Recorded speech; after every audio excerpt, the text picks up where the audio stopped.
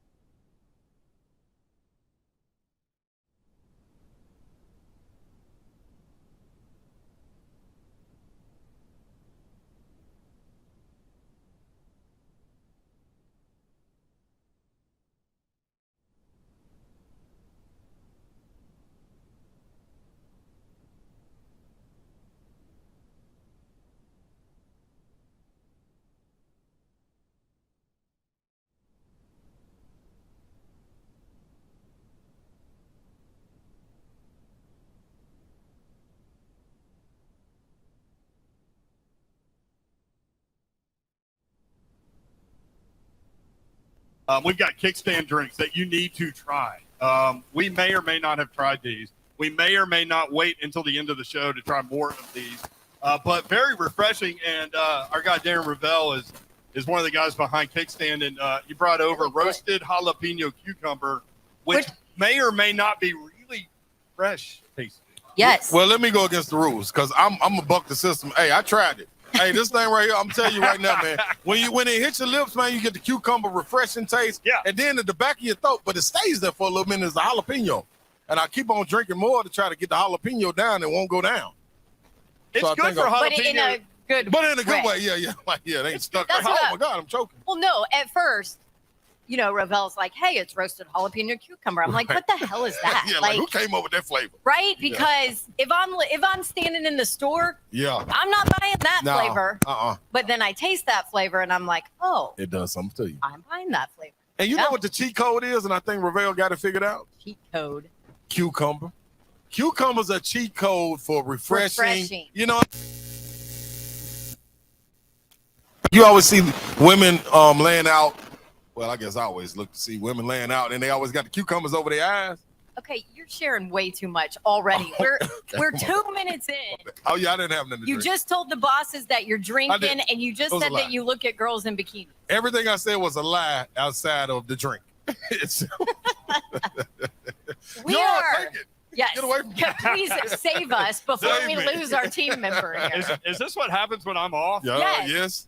Like No. Friday Are and you Monday? kidding? What you missed. Yeah, you have no idea. Also, It's good to have you back. So Yes, the it roasted is. jalapeno cucumber. So here you go, 105 calories with this drink. No added sugar with Kickstand. 3 grams of carbs. If you're watching that, maybe you got Yes. diabetes too, and you're watching your carbs. No aftertaste at all. And Rovell said that. Like, yeah, right. Roasted jalapeno cucumber, no aftertaste. He's right. I mean, maybe. He's always No, right. he's right. Torched peach chipotle too. Hey, That one's a little spicier now that's the one I'm saving for after the show. 'Cause Yeah. I don't know Yeah, what's you gonna know happen why? with it. Why? because you're a wuss. No, Babsy. No. Listen, if we're going to go full transparency on this show, Yes, and we must. and we will, Yep. this might be the first time of many that I might call you a wuss once we get into Titans conditioning test Could be and another. all that That could be another. for today. By But the way, I have the it says details. hot on the can. I have the details on it. You have the deets? I know all of the information. We need to know that. The people need to know that. I want to see if like average Joe could do it. Are you Average counting- Joe as in That's- thank as you. in You know where I was Slay, going. or average Joe as in like Rovell. Because I'm gonna keep it all the way G. Without even knowing the details, See, I'll jump out here in the parking lot and run right now. Yeah. I got 4 good ones in me. Follow Rovell Whatever on it is. Twitter at Darren Rovell. Torch Yep. peach chipotle. If Rovell's got like 3 of these in him, he can do the conditioning test. No problem. Good try. You can do the one with hot? Yeah. It says hot on it? Made with vodka, fruit juice, and natural flavor. 5.5% alcohol. Well, So anyway, yeah, come to Tin Roof 2. Look, man, leave work now. What are you doing? It's the summer. And That's it's right. School's about to that's start. right. That's right. Leave work. Just write yourself a note, sign it from Dawn Davenport, and then make an exceptionally messy signature. Hand it to your boss. They'll understand. In fact, bring your boss with you. Cool Springs, 65 South. It's a good bonding moment. Yeah, come down here. We're on the porch. We're outside. Yeah. Where there ain't no roof. And I was a little Ain't no worried. roof. There is a roof actually. If it rains, you're good. Ain't no side roofs. There's actually a tin roof. There is a tin roof. There are no side roofs. He's right. That's right. Yes. There's no side roof I wish Or- somebody would take that button from home. or wall. All walls. That's Yeah. right. No walls.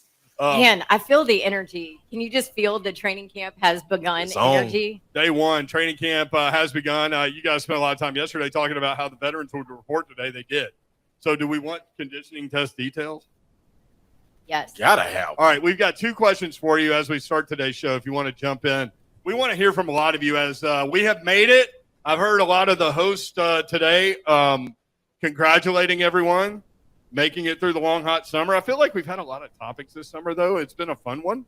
But now we turn our attention toward football. Training camp has begun. You have made it. And we got 2 questions for you, talk radio questions. Biggest concern.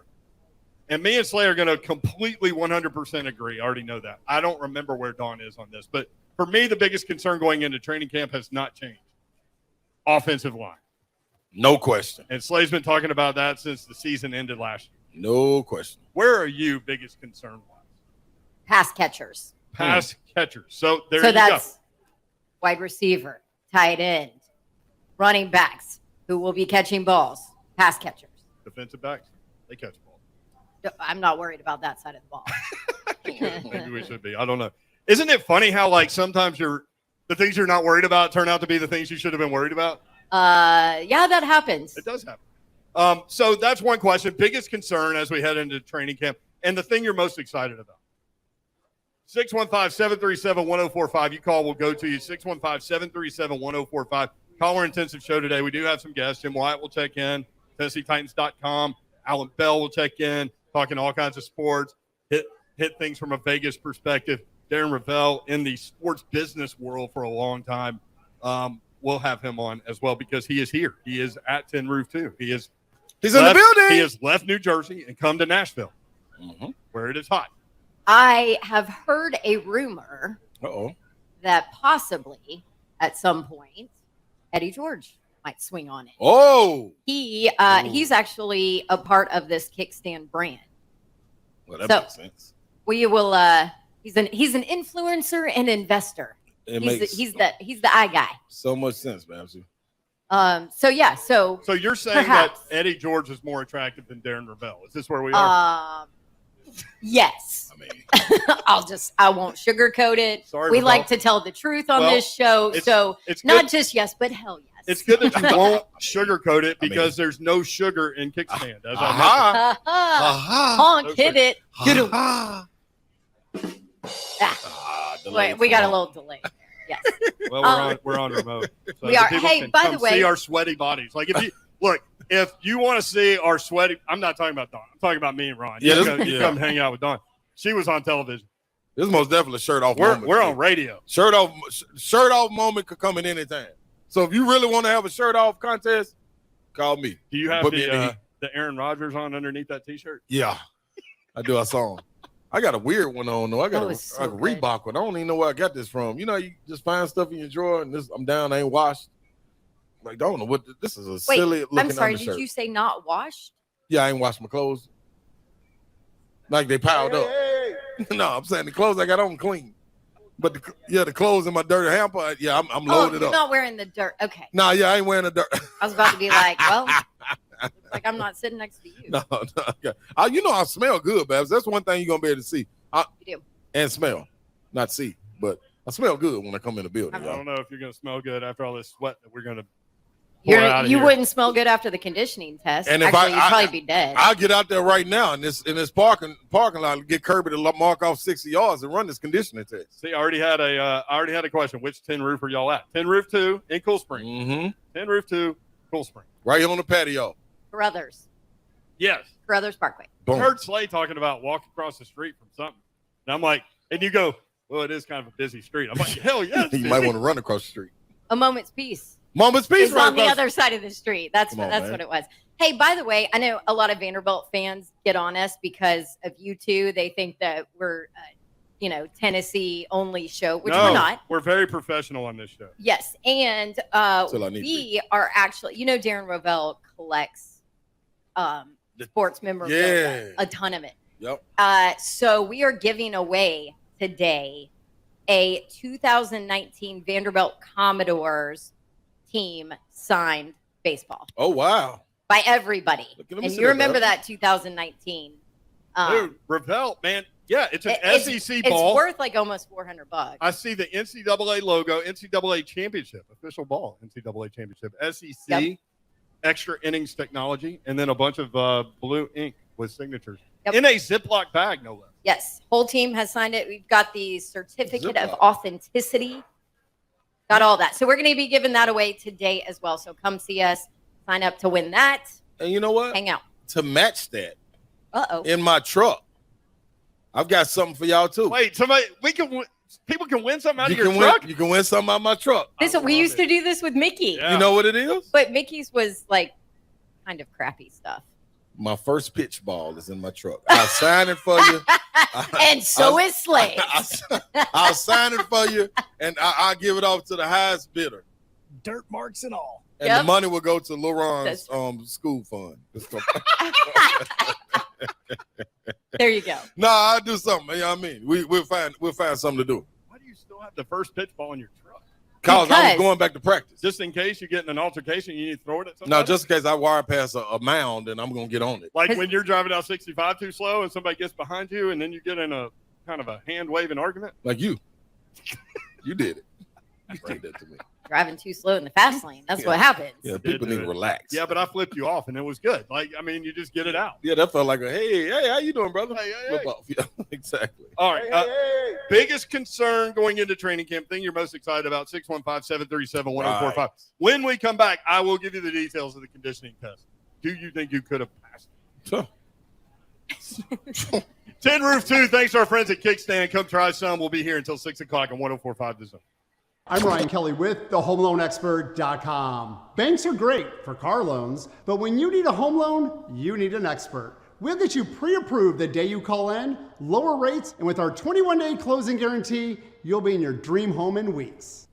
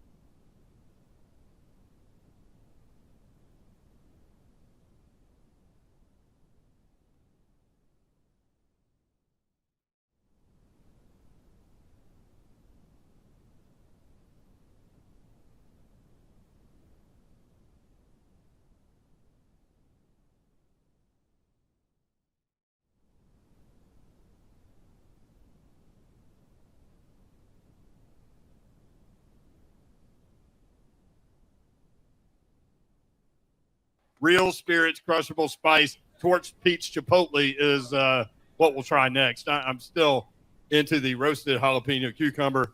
Come by Tin Roof 2. We're on the porch. You can hang out with Kirby and drink Pepsi, or you can try Kickstand, which I would say a lot of people are like, they're seeing the pictures and the videos and stuff like that. And they're like, that looks really good. It really is. It is. I mean, there is no aftertaste. It's great on your carb count, only 3 grams of carb, no added sugar. That's what I'm watching. I'm trying to get back in shape here. You know, when Eddie George is behind something, there's no sugar in it. That's right? what I was going to say. If you drink this, do you get the physique of Eddie George? That's what I'm looking for. I mean, good luck. I'm looking for that Greek god physique that they're giving out. Where's that at? That's what I'm looking for. I think you got to kind of work really hard for that one. Oh, I'll pass. Yeah. Hey, some people, when they get done playing, they get done playing. Man. He ain't playing. No.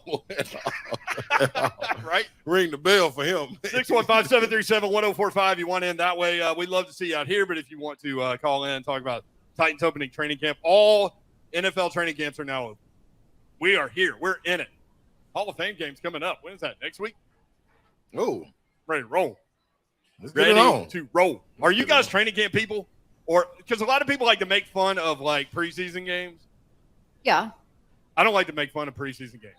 I love preseason games. I do That's too. where you get to find out about your depth. That and like I'll watch any game, man. I'm telling you, I love watching the guys from college. They're like, oh yeah, that guy's a back end guy over here. Maybe he can make the team. I'm that nerdy about football. I always start the back half of training camp and preseason. That's my thing right there. I love training camp, but preseason, give me the back half. I think I like the joint practices. That's now a thing. Yeah. What? No, He's a back half guy. Yeah. Funny what makes me smile. I don't know. I like the joint practices. She's trying to be a professional over here. Yeah. We're drinking Kickstand. That's what we do. That's right. Yes. Joint practices, I feel like the coaches love it. Yeah. The players get up for it because you can really work and work specific things that you want to see from your team. So I like that. They've got 2 this year. I think that'll be fun and telling. And I love the preseason games. I'm going to get to see my guy Logan Woodside do some work, and you'll probably see a lot of him and a lot of Malik Willis. I can't wait to see Malik Willis. That's what you're excited about? Yeah, because like everything I've ever, talking to people around the college football world and all of that. Immensely talented guy, very competitive, really smart, good arm, good instincts, can move, might throw it high a little bit from time to time. So I'm excited to see what Malik can bring. Right. Now, Logan Woodside's our guy. We love him. And we're ready to watch him roll, but no disrespect to Logan. I want to see Malik out there. I can dig I don't that. want to see Tannehill again. Like we had this discussion last year. I really don't care to see Tannehill. It's like a golfer that develops bad habits. Take time off, and then boom, you're good again. Get right back to it. Yeah. Okay, well, I disagree, like I always do. I know everybody out there shocked. No, I think most people disagree with me on this one. I especially but it would I think you're depend if it's if you have your entire wide receiver core coming back from last year and it worked and you want to keep everybody healthy and you know what you have. I get it. But guess what? You don't. And I talk so much about timing. And Coach Mack was talking about Malik Willis's timing and how it's just not quite there for this level yet, that's something that he'll develop, that he'll have to work on. But for me, the timing with brand new receivers, with some areas of that offensive line that you guys are very concerned about. Without question. For me, that's important. Okay. It's important to see that. Now, can you get that in camp practice? Maybe. So a little bit, yes. I believe so. I'm with you this time. Last year I convinced you. Yes, you did. And because we were talking about Julio Jones. Exactly. And we thought the timing should be everything for that. I was like, no, they can work into it. Now with this coming in for everything that you just explained, getting a new crop of receivers, your tight ends that you need to work in and get connected with them. I'm all for him getting out there and going through it with them. Definitely holding them out of the preseason games, but these joint scrimmages and stuff, Let's get to it. Let me see you. Let me see you rip it. And then if you got a groove, I'm okay with him saying, let's pull him back a little bit. Right. But my biggest thing that I want to see outside of that is I want to see Treylon Burks. If he's the competitor that we have heard that he is from Pittman, from fans, from Arkansas, from being down there in the SEC Media Day, if he's that competitor. From his teammates. Yeah, from his teammates, the way they talk about him, that's the guy I want to see, and that's the guy I expect to show up and prove everybody wrong. Like, you don't owe anybody anything but yourself, and in this case, yourself has been questioned. So now it's time for you to get out here and show him real quick. So I can't wait to see how he responds. Can't wait. Obviously, there were plenty of questions on Treylon Burks asked today of Mike Vrabel and General Manager John Robinson. This was the kind of introductory season press conference today. Yeah. The media will be allowed to be out at practice tomorrow morning. Starts at 9:30, so everybody can kind of get a look for themselves to see. You heard Diana Rossini from ESPN talk about how Treylon Burks is now in shape, right? And that basically he admitted and she saw with her own eyes during OTAs that he was out of shape when he got in. Sam Pittman told us it happened his sophomore year too. So John Robinson, Mike Vrabel were asked about it. Can we go ahead and play just those cuts right now? Honk, Robert, you guys back at the station. Let's start with John Robinson first. And John Robinson said Treylon was up front with them in his meetings. Yeah, I mean, I think Treylon was pretty transparent with us when we brought him in here and talked to him. And, he admitted that he had some stuff in college that he felt like he needed to be better at. And, I would say that he's attacked the time that he's been here and gotten himself ready to go out and perform. And it certainly showed the work that he's put in over the last 2 days that he's been here early, that he's ready to roll. That's what it's about. You love to hear it. And that's the first thing everybody's looking for, right? Mm-hmm. I mean, beyond our questions about the offensive line or Tannehill or anything like that, everybody wants to put eyes on that guy and make sure that he's put the work in the offseason. And the rookies have been there. The vets reported today, right? The rookies have been there. They were there prior. So Mike Vrabel was asked, are you happy with what you've seen from Treylon Burks? Well, I mean, he's put together 2 good days. I mean, I'm not going to predict who's going to be out there every day right now. I can't do that. I won't do that. We're focusing on daily improvement with each and every player. We're excited to keep working with them, but that's going to be the same for everybody. It's just trying to focus on today and how we approach and how we attack today. There you go. Good. Looking forward to it. Again, Titans training camp starting today. I'm going to go through the offensive line just a second. Real quick. Side note in the NFL. Julio breaking news. Yeah. Do we have breaking news sounder? Oh, I got an announcement. Yeah, this is more than an announcement. No, you make the announcement. Yeah, he just played my thing. He just, hey, who was that? Hey, man, listen. To add to the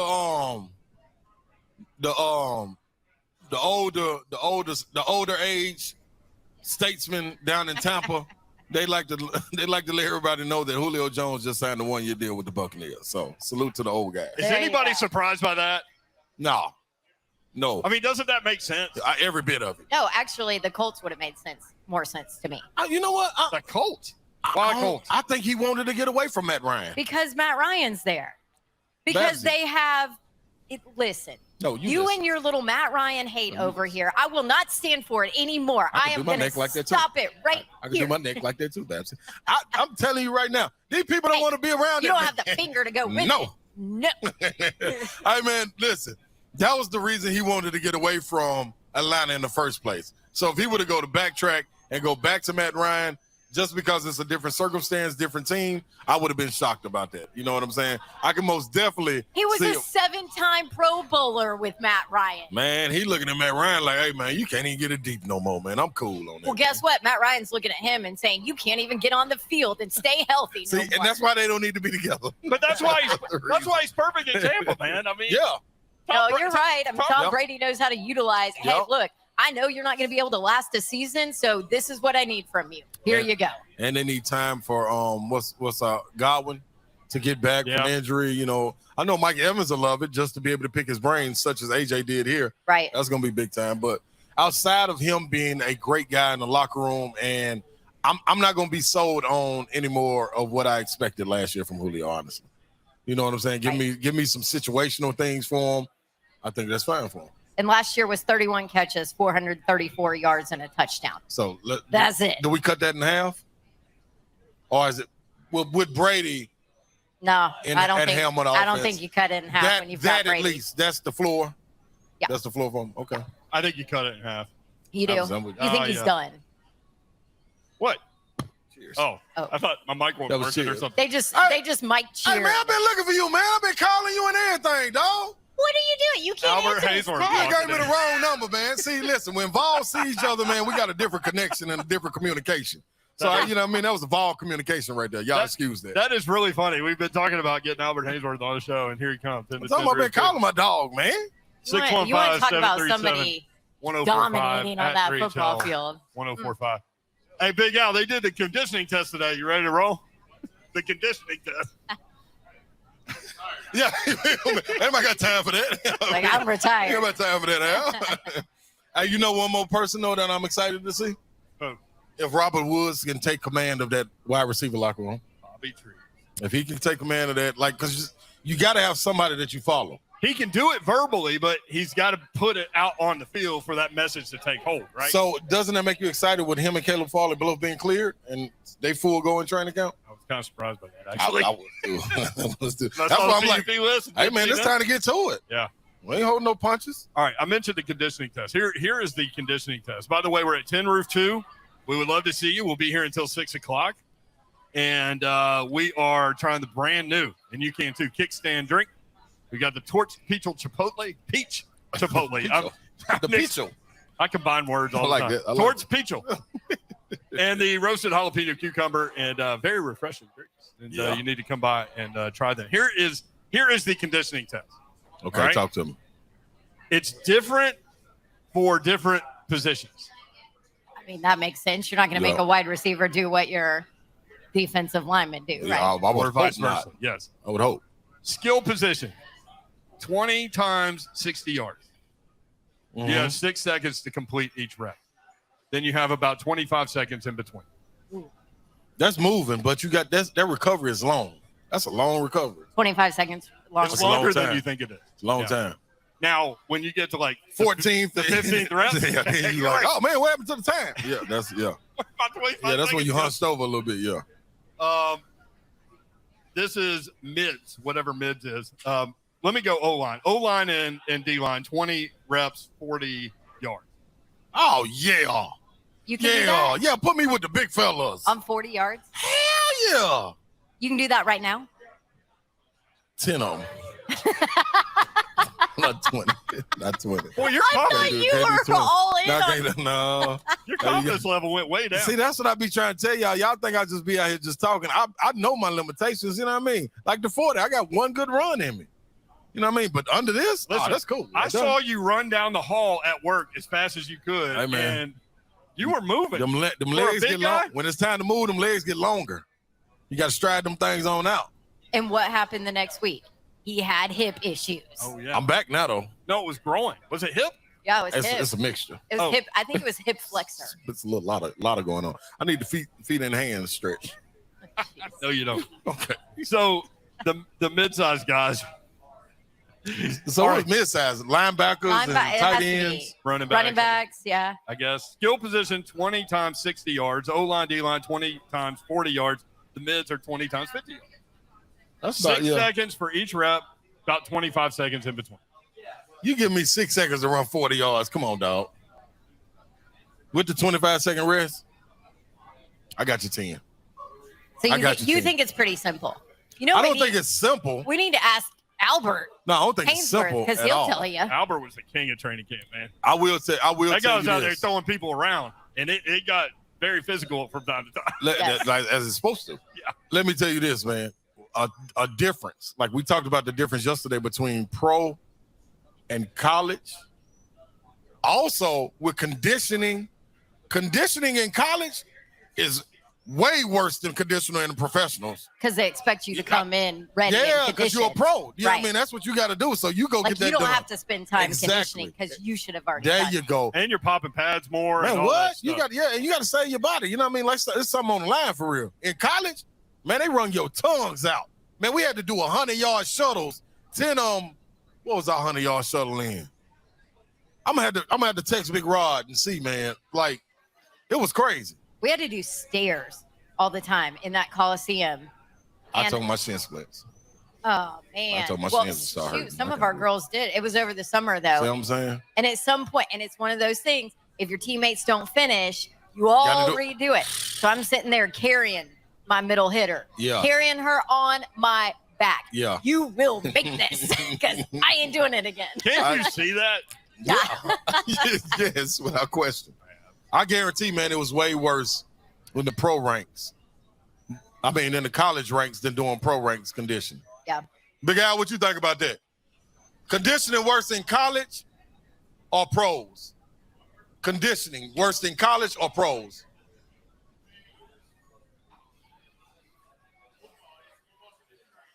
See that, and that was another thing I said too. I ain't no track guy. I ain't never seen nobody run up a hill on a basketball court and then come down on the other side. That don't make sense. Why we doing it? That's what I just told him. Big Al said, "What did Big Al say? I told you how many times you do them 300-yard shuttles. Like, that's different. Yeah, I think he said something about 4 in the morning too. Hey, see? That's how I what make matters. my money. That's what 5 makes and sense. 10 yards. That's what makes sense. Yeah. Like, we used to do that also, man. We used to do defensive lane slides. The guards used to have to go from wing to wing. I'm like, man, I ain't finna be out there on the wing. Is he gonna come back and join us at some point? He might come back. All right. I don't tell him, Big Al. You just got a Big Al, like he's like a wild card. You know what I mean? He just roll. He just roll. Yeah, he just roll with it. He just pops in. That's my dog. That's my dog right there. Good to see him, man. Ron on Twitter answering one of our questions. Thing you're most excited about or biggest concern? Biggest concern, he says, new and effective offensive play calling. Tim Kelly in the house. Different set of eyeballs. 30,000 feet. Yep. That should be good. My guess is the Schwartzy thing worked for the defense, so Titans looking for that on the offense side of the football. When we come back, again, live at 10 Roof 2 in Cool Springs on Carruthers, come by and see us. Try the new Kickstand drink, and we'll be here until 6 o'clock. When we come back, we'll visit with Jim Wyatt and talk Tennessee Titans training camp as it began today. That's next. 3HL 104.5 The Zone. Outland Trophy watch list, preseason All-SEC, preseason All-American. You keep up with all that stuff at all? My mom does. Yeah. I try not to. I try to stay away from it. I love it. 10-win season last year. Obviously, that was the second one since 1971, I think. Blocking for Matt Corral. How difficult was that? Because that guy was, like, we were both at the Tennessee-Ole Miss game, and I was sitting behind the Ole Miss bench and just watching him manipulate through plays and extend plays. Were there times where you were blocking and you thought the play's dead, but he's still behind you, and here he comes? And, I mean, was that tough? In a way, yeah, because like you said, you could kind of make things happen that, a lot of people didn't see, even us on the offensive line. But, there's a fun aspect to that. It kind of gives you a little more confidence that you can be a little more aggressive knowing that, he can make something happen with his legs. Who's your quarterback going to be? Me.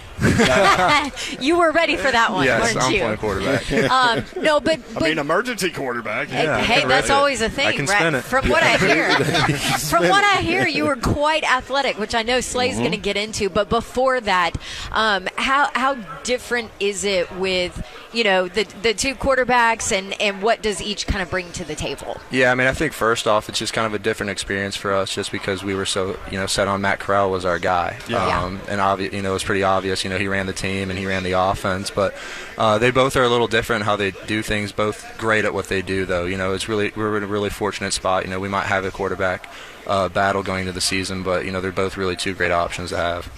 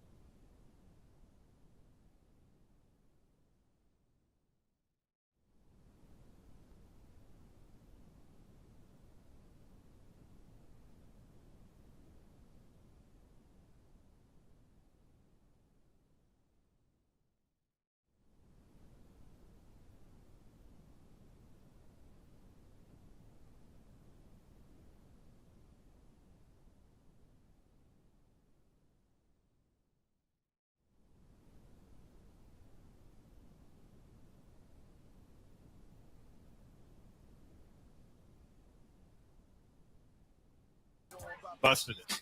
We got a star-studded event coming on here, man. We got DeJuan Buford walking through here. Big Al done stroll through here. Eddie will be through here. Rovell in here.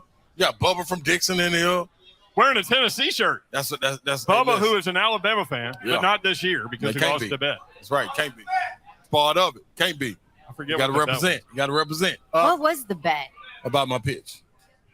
Oh. I mean, but that's neither here nor there. Oh, he was on your side? The main thing is, man, we got to evolve. We got to evolve. We got to evolve for a year. I think that he should win the first pitch ball that's in your truck.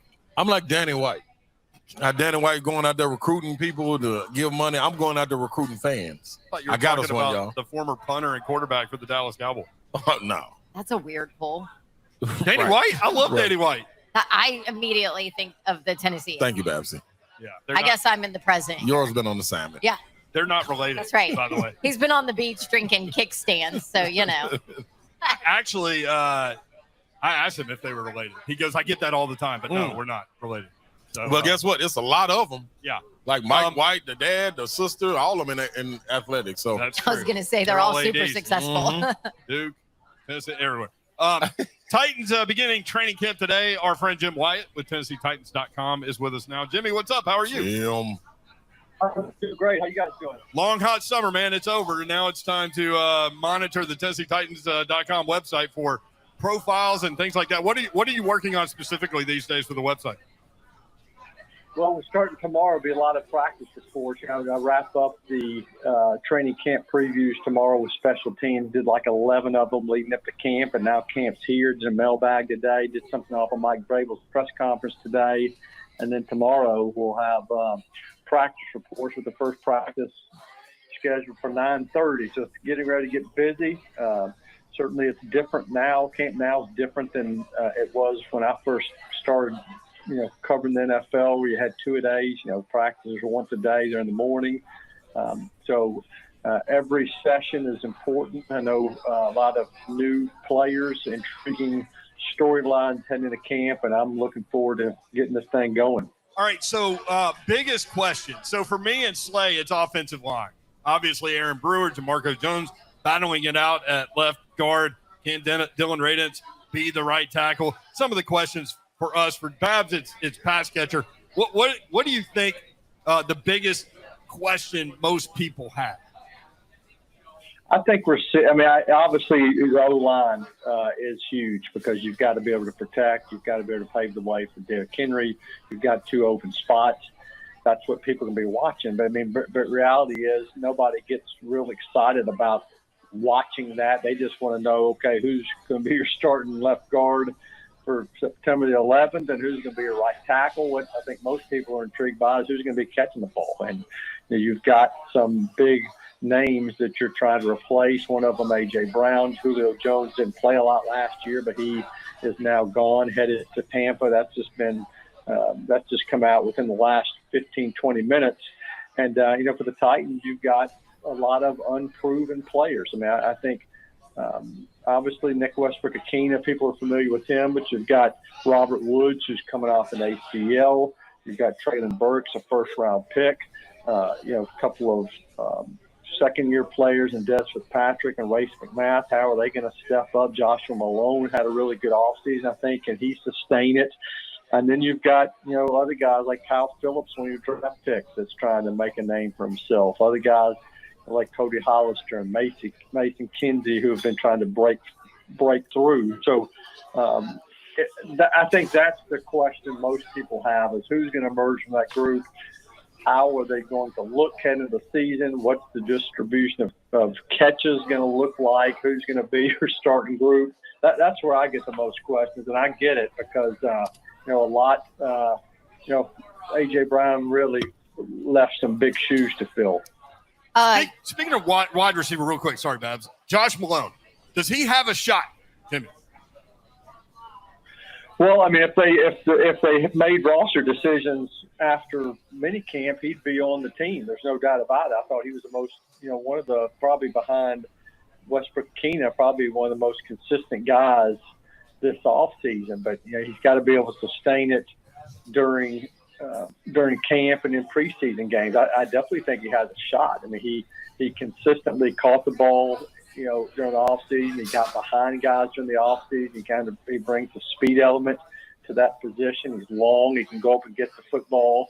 I think with him, he's got to be consistent, and I think he's got to show that he can help on special teams, because that's such a big part of that position. You've got some other guys I think you can count on helping you there, and Josh has done it some, but he hasn't played there a lot. But I like what I've seen from him, and I think, he's definitely got a shot. Jim Wyatt with us. Jimmy, obviously the other big conversation, and unfortunately for Treylon, it lasted the entire offseason because of the OTAs. But is he in shape? Is he ready to go? I know John Robinson and Mike Vrabel were asked numerous questions about Treylon Burks, the first-round draft pick today. Yeah, and I think with Treylon, it's just, okay, now let's see what you look like. Let's see if you can get through some practices, because we all know, as you mentioned, Don, that was the storyline surrounding him this offseason, his inability to stay to practice or to put 2 days in a row together to make it through full practices. I had heard after, as of a couple of weeks ago, that he finished, after the final mini camp took place and the rookie stayed around for a couple of weeks, that he made some progress there. And I had heard that he showed up in good shape and is ready to go.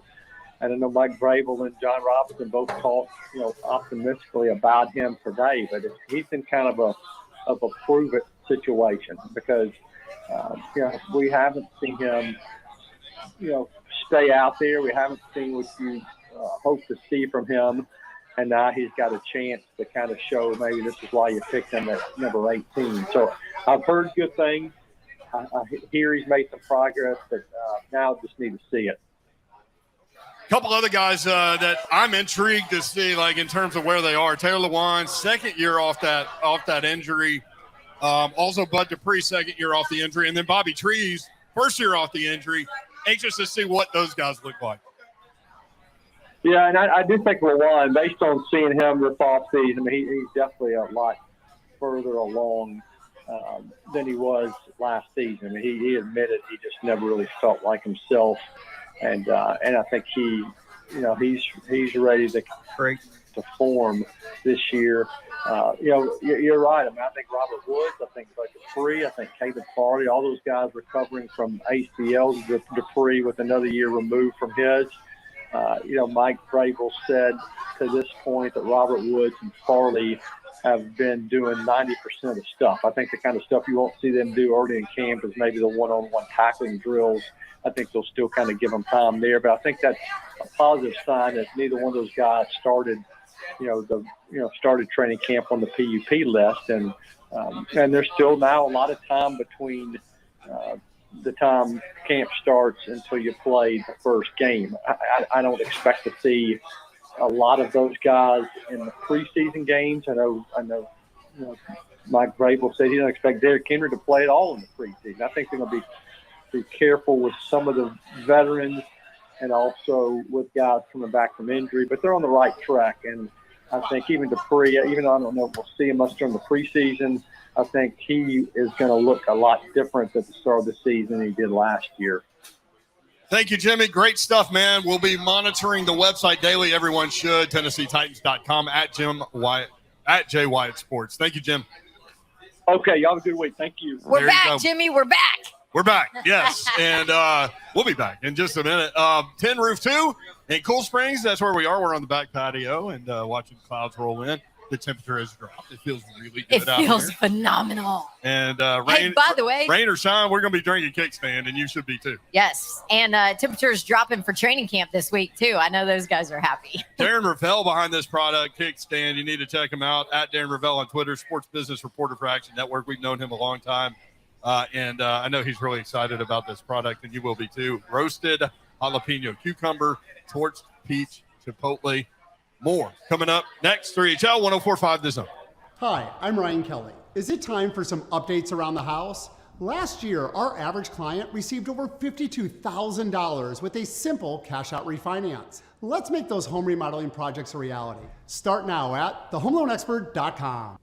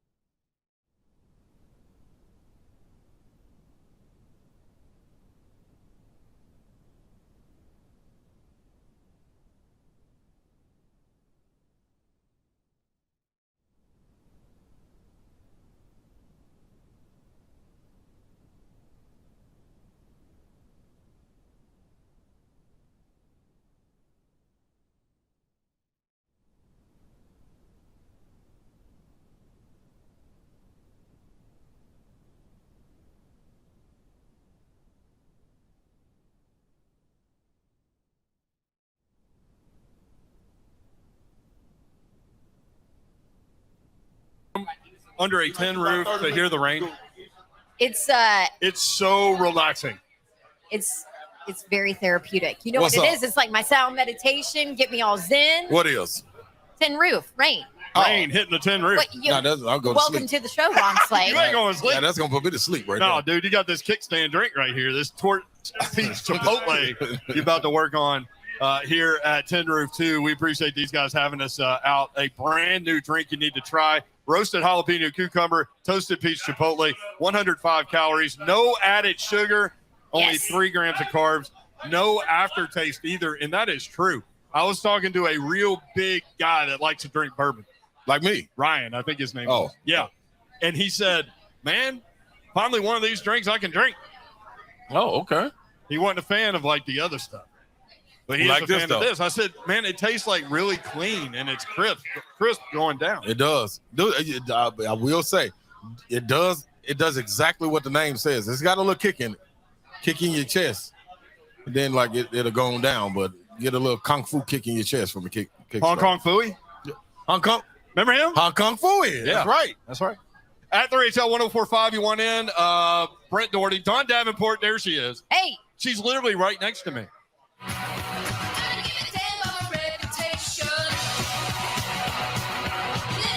Man, I feel like I've heard this Joan Jett song in this bar late at night that I Really? vaguely remember. Oh, wow.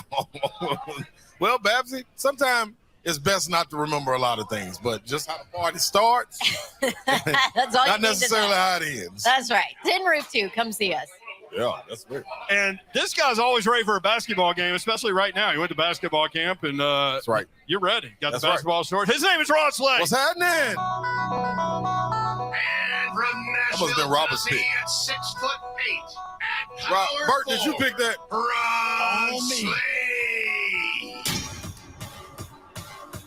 Y'all better buckle up, because this car ain't got no roof. Let's go, baby.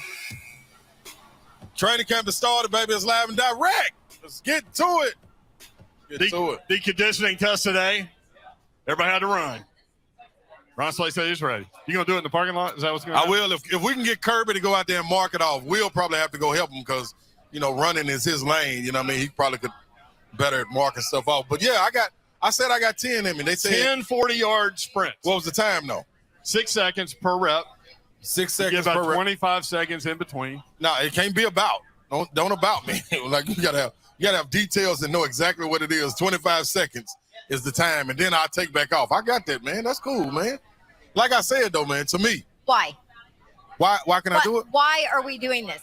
Because this man tomorrow is going to be like, oh, my hip, oh, my quad. See, I got my That's what they hammy. got to understand, man. Why? It ain't about that. It's all about being able to get through it right then for the moment. Listen, if you get, I just pulled a Ron Slade. Listen, Listen to me. if you start that soft tissue injury crap early, Yeah, you're done. I'm good to go. You know what happens? I'm right, Big Al, aren't I? I'm good to right. go. Everywhere we go, Dawn Davenport, this War Damn Eagle chick over here. Yeah, I said all that. Yeah. Is surrounded by VFLs. That's right. She's got Bubba from Dixon, who is officially a VFL for 1 year. Yeah, we got him a year. He's leased. We leased him. We leased him for a year. Well, for a year. You got me. My last name's on the building up there. Lifetime. You got Ron Slade. It needs to be the Ron Slade Thompson Bowling In the building. Arena. In the building. And you got Big Al Hainsworth standing here. Official. I was watching the game the All other these night. Tennessee guys. 2001, they had Tennessee playing. Who was it? Georgia? Someone was on the SEC network. Hey, man, They did the marathon, the ball marathon. I tell you something, man. Seeing him and Big John, dog, that was crazy to watch. You know what I mean? From the stands, on film, anywhere, practice, it didn't even matter, man. Them And dudes was different. when they did that Prowler package, When they get where up they're walk just, around, they're just up there walking around like a bunch of right there. like a bunch of killers in movies. I like you know? that. I like that. Albert Hainsworth here. What's up, Big Al? How are you, man? Oh, I'm good. I didn't know I was doing an interview today, but Man, sometimes, man, Big This Al, is man, what we we just bring do. in love. You yeah, feel? oh Just yeah, the oh love. yeah, all day. We just suck you in. We do it on air, so you can't say no to us. This You're is right. how we roll. I see it. I see. You look good, man. You ready to get back out there, play a little career number 2 for the Titans? I'm 41. All I'm doing is watching my kids play. That party over with. Yeah, being gone. How much fun is that as a dad to watch your kids out there playing sports? It's great, just to see their mentality. Like I don't really try to coach them too much. I don't want to do like over that, but then I try to get him to look at the game and see how it's playing. I was like, well, what did you see? And then, he'll tell me, and I said, well, I saw this right here. And he's just like, okay, I missed that one. So it's always a good thing, especially Avery. Avery is he's been playing football since he was 4 years old. Yeah. Oh my so goodness. I've seen him play. He's extremely into the game. How old is he now? He's 16. Okay. Yep. There you go. Yeah. So you didn't try to keep him away from football or anything. You were good with it. The thing about football, there are a lot of coaches out there that in little league and stuff that don't really know the game, right? And they want to see collisions, but that's not all what football is about. Like they do unrealistic drills that get kids hurt. Like what you got to do is you got to break down a game and turn it into a practice. And so like when you do that, you're not having these unrealistic like collisions. Like you're not having offensive linemen running the ball and another one trying to tackle it without anything. It makes it safer. Yeah. So it's just really to me, it's teaching him how to use his hands, how to use his eyes, how to use his feet to move and position himself to get in the right direction, or right spot to make a tackle. Makes sense. But he loves to run the ball though. He loves his name call. I don't know where the hell he gets that. Hey man, I love it.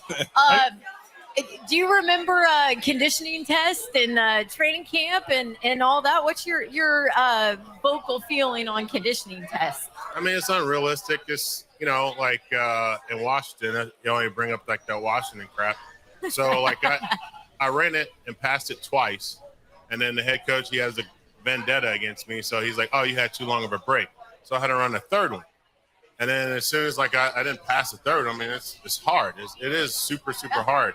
And then he failed a conditioning test. I'm like, okay, yeah, whatever. So but technically, I did it 3 times. So, yeah, exactly. He didn't want to report that because he wants to make himself look good. But I was in great shape and great playing shape. But instead, they wanted me to hold up blocks and eat up blocks. So that's not what I did. See, that's the thing, man. We talked about that yesterday, man. Like I remember being in the conditioning test. I went and pulled up some of my contracts, because we were talking about the contract with Kurt Murray with the stipulations.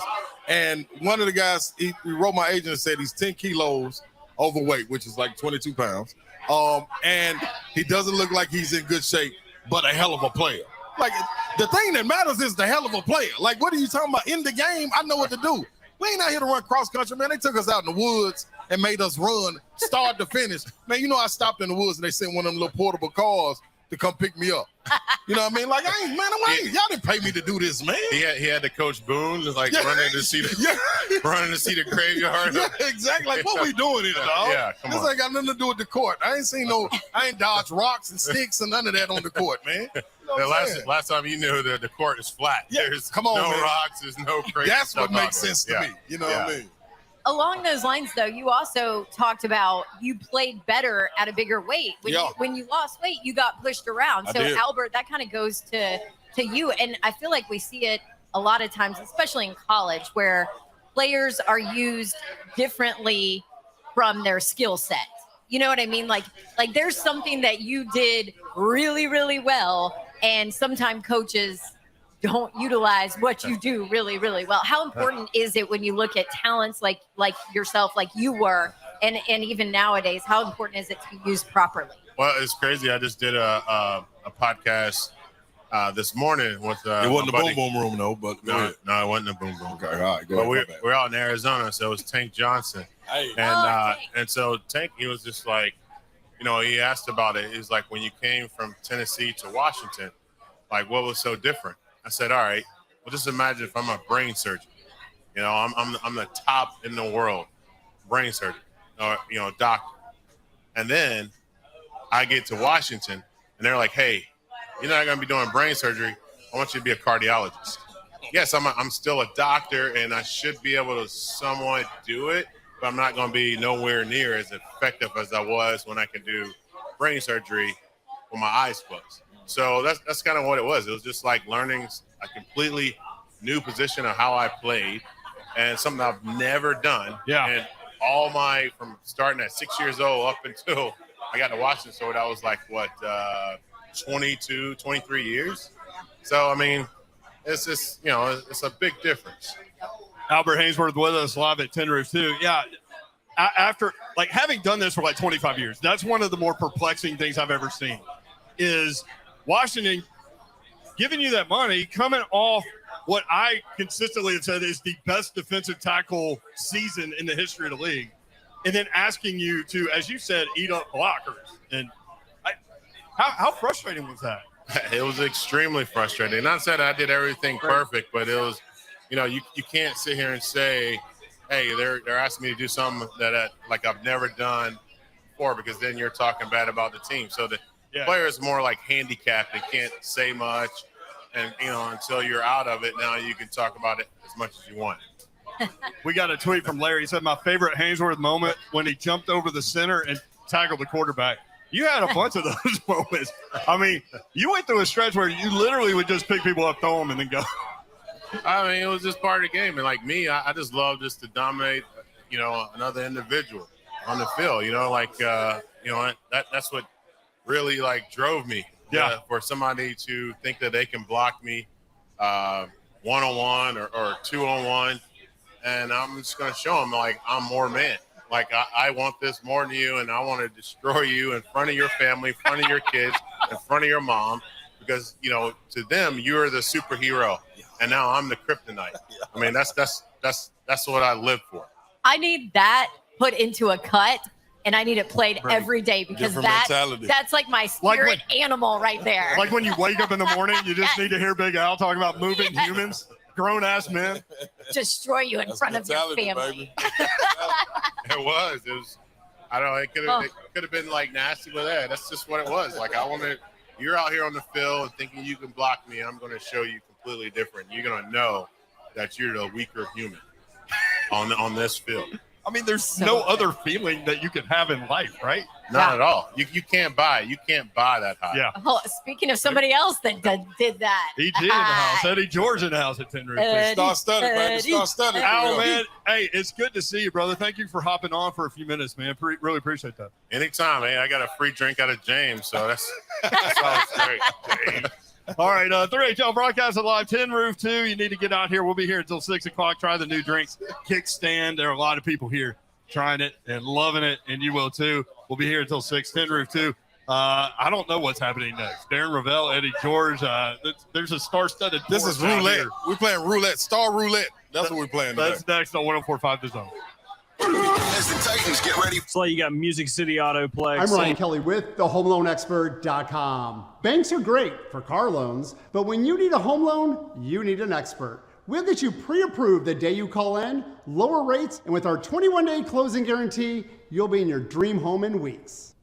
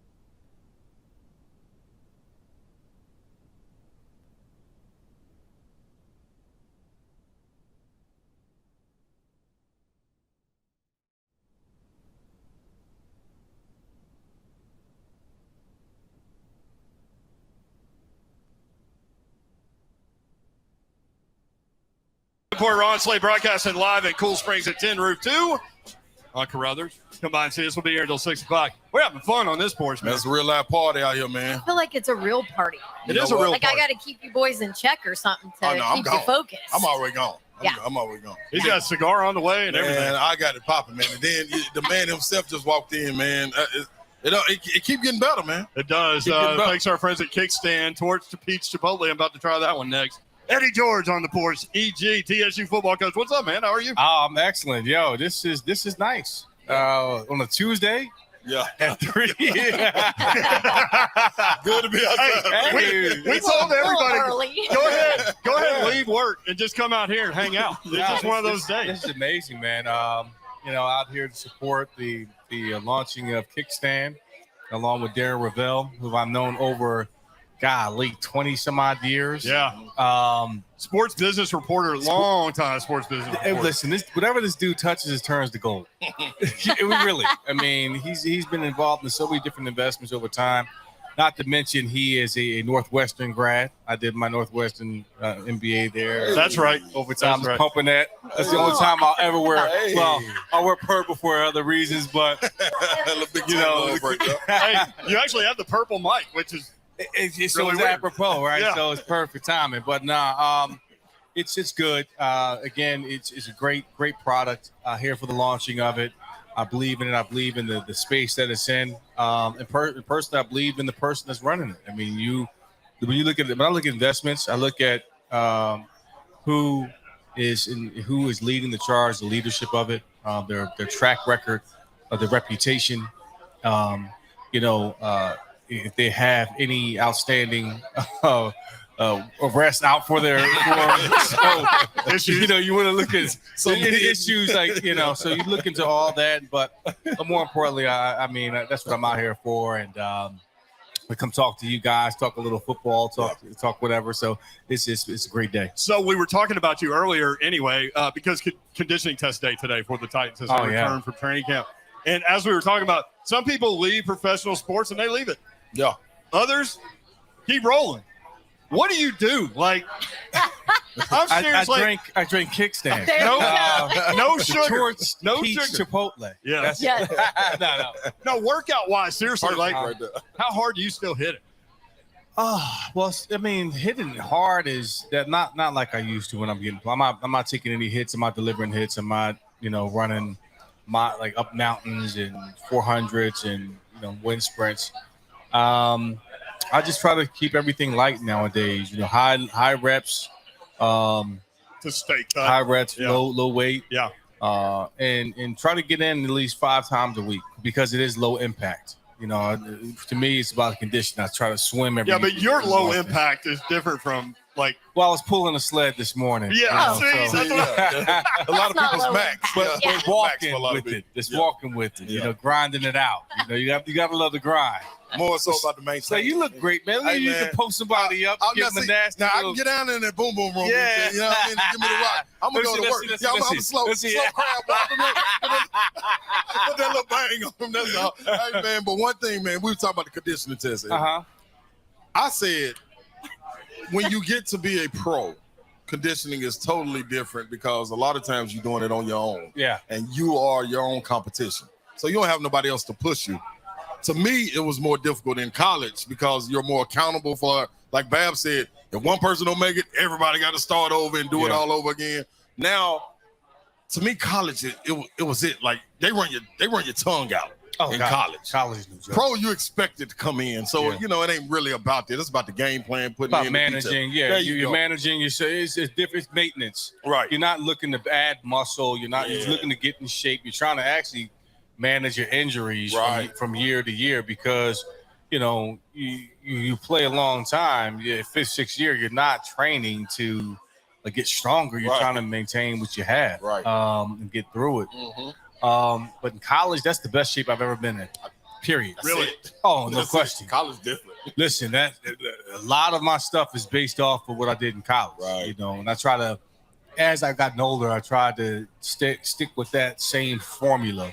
Long to short, build your base up and then you work on the short, the muscles that the quick twitch muscles toward as you get closer to camp. You want to be in shape for that, so you don't want to have any tears in these pools of that nature, and you want your lungs to be right, because when you put the pads on in this heat, that's another level of conditioning you got to get used to. Football shape. Yeah, so you just can't show up in camp saying, I'm going to get in football shape. Right. No, you got to spend the whole summer getting in shape just for camp. So that's what I pride myself on, as a professional, was to be in mid-season form in training camp.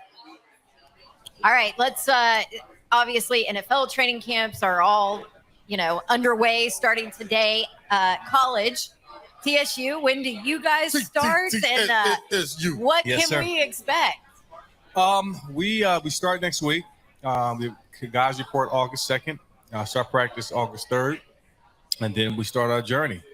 But we can expect to we've shown some growth in the area of strength and conditioning.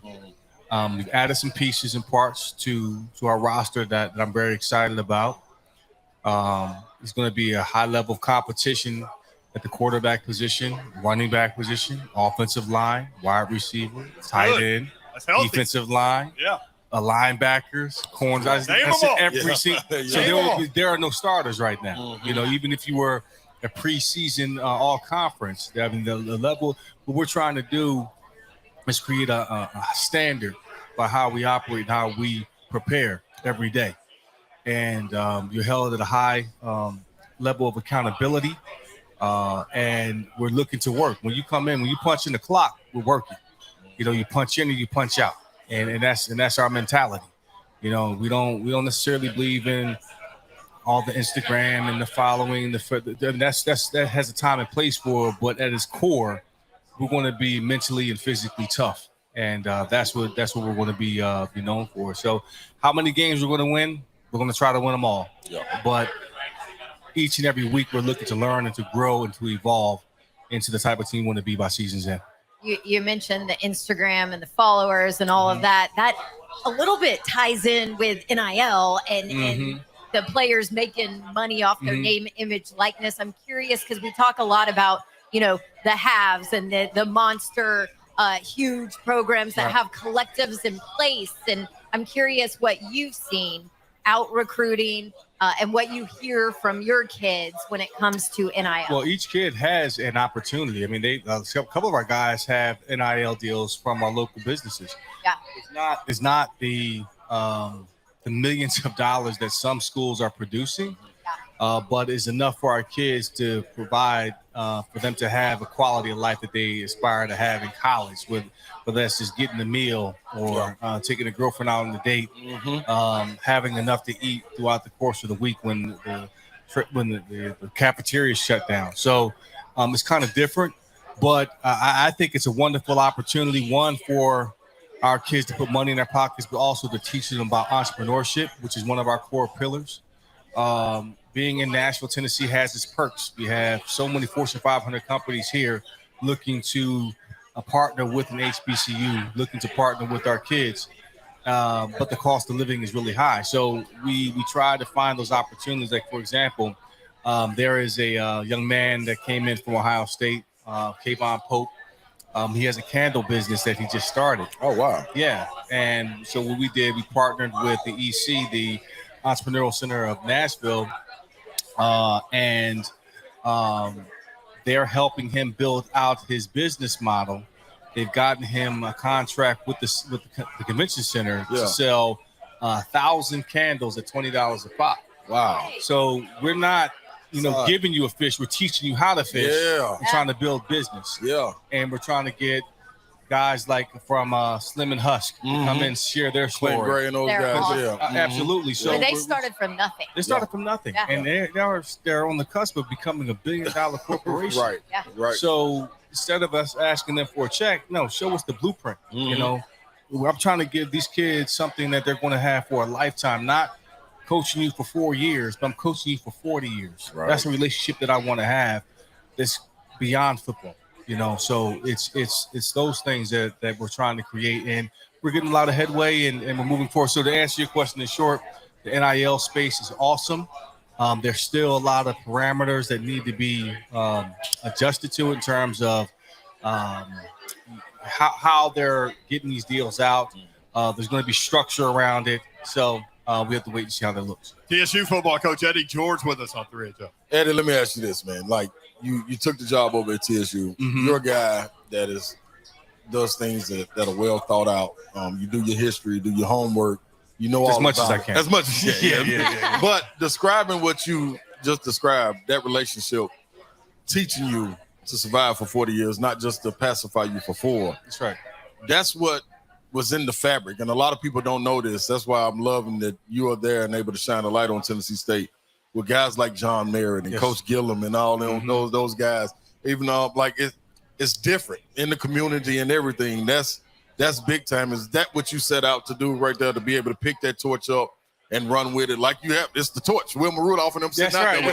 That's right. Like they play on words right now.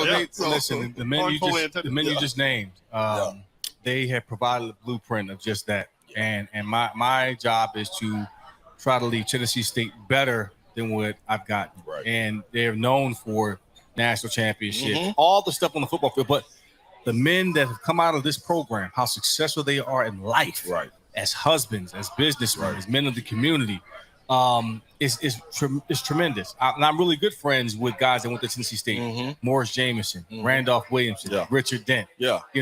All those guys, they're very proud of their. So I understand the shoes that I have to fill. With that being said, the number one thing is how am I adding value to my student athletes every day? Am I helping them pursue their dreams? Not dreams of going to the NFL. The NFL is a pathway to your purpose. How am I aligning them to their purpose every single day? And that's, I try to keep that mission in the forefront of my mind, and it helps me navigate through all of the frustrations, all of the minutiae you got to go through in terms of helping develop a program. But it's been a wonderful experience for me. And I'm having the time of my life doing it. Let's keep going down that path, because you're not a guy that runs into things flippantly, as you describe all the time. And you have as varied a skill set as anybody I know with the acting and the singing, the Broadway and the professional athlete and all the businesses. Financial, and working in the community, all those things. I'm curious, going through year one, what did you learn about yourself? That all that stuff that I did prior to taking this job was training me for this job. Everything from, look at the acting part. Acting, the number one thing as an actor is to be able to listen. Coming into year one was all about listening and understanding what was needed. Not coming and making all these declarations, hey, I have the answer and I'm going to lead you to a national. Nah, I have to understand, what am I walking into? What do these kids need? What are the current opportunities? What are the constraints? You take it through a SWOT analysis, all of that stuff. From my business background, it's the networking, the financial services is understanding, being financially literate, teaching these kids how to build your credit, how to, get, because most of our kids are working a 9 to 5, setting up an LLC for your corporation, for how you're going to, if you get an NIL deal, somebody's going to pay taxes.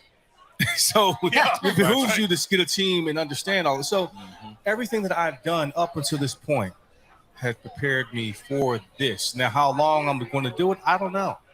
However long a good Lord guides me. And that's how I've always operated with, like, hey, is this where I'm supposed to be? And I'm a praying man. I get on my knees and say, God, guide me. Lead me in the direction you need me to go. Let me be a servant of what you need me to do.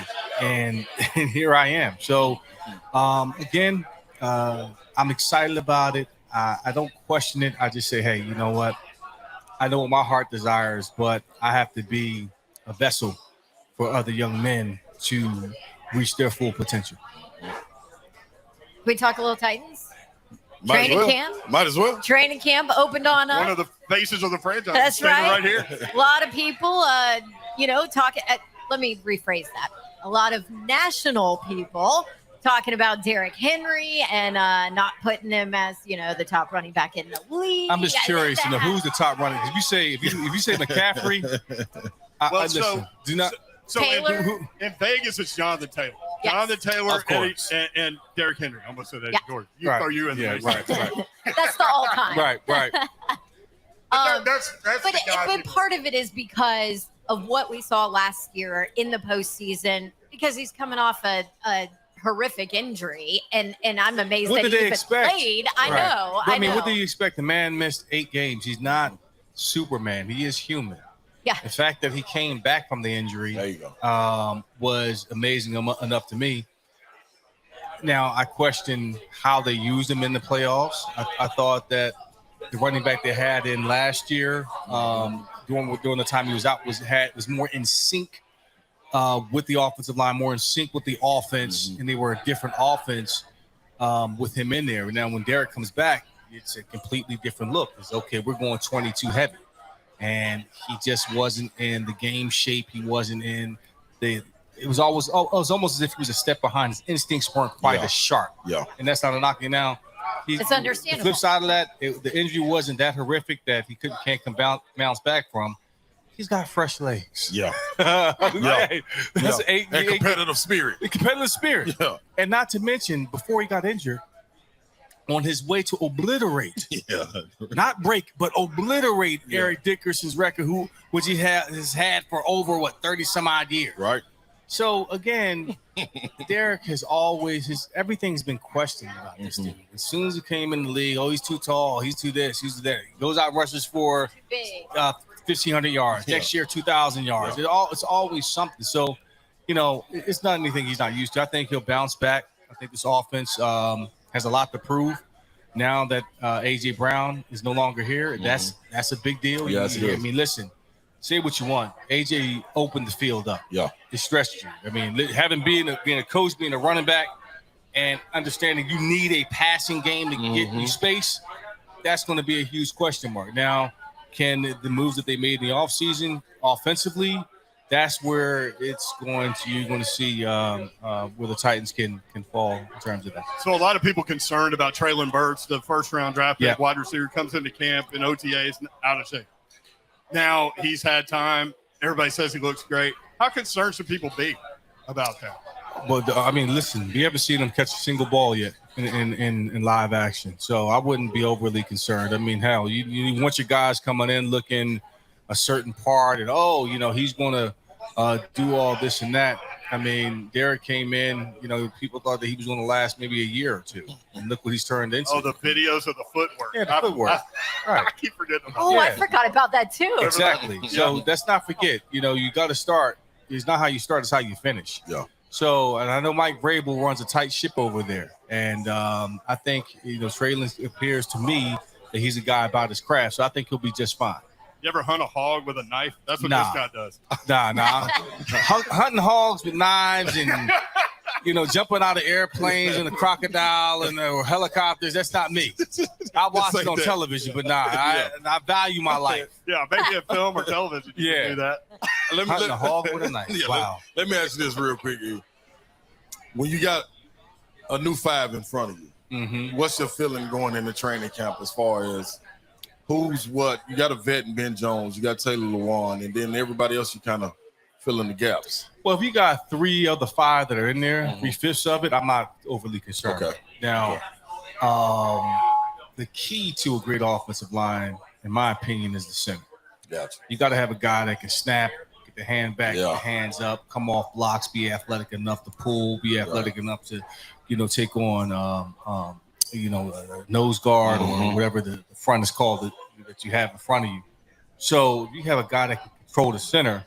Not overly concerned. So they got some guys up there with some experience. Right. Now, what you have filling the other holes, I think you can get away with. Okay. The tight end position to me is the one position that is the question mark. You want that guy to control the center of the field in terms of the passing game, but also be nasty enough to block on the edges and so forth. So that's the question mark I have for the Titans. If they can solve that, I think they can continue to shock people around the league.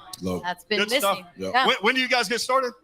We start August 3rd. There you go. August 3rd. We get Next started. week. Yes. Next week. Pads are popping. We get that click, clack, rocket. That's it. Yeah. Love it. Got to get Ron out there to come check us out. I'm man. coming out there Pads smacking on. people on them helmets. Let me hold the pad or something. I'm cool with that. Put me on Hey, put me on the sled. feel free to come out. I am. I am. Out there. We'd love. Oh, we need to do that. Most definitely. Yeah. My home We're live right up the totally street from putting it. you I'm on the definitely field. coming. Yeah. Yeah. No doubt. No doubt. Perfect. There he is, Eddie George. Try the new Kickstand product. EG's behind this. There ain't no sugar in this thing. No sugar, but there's plenty of alcohol in it. How you leaning on the kickstand? Huh? That's the billboard right there. Yeah. All right, Eddie George. Appreciate you, man. I appreciate Always you good to guys. see you. Hey, great seeing you.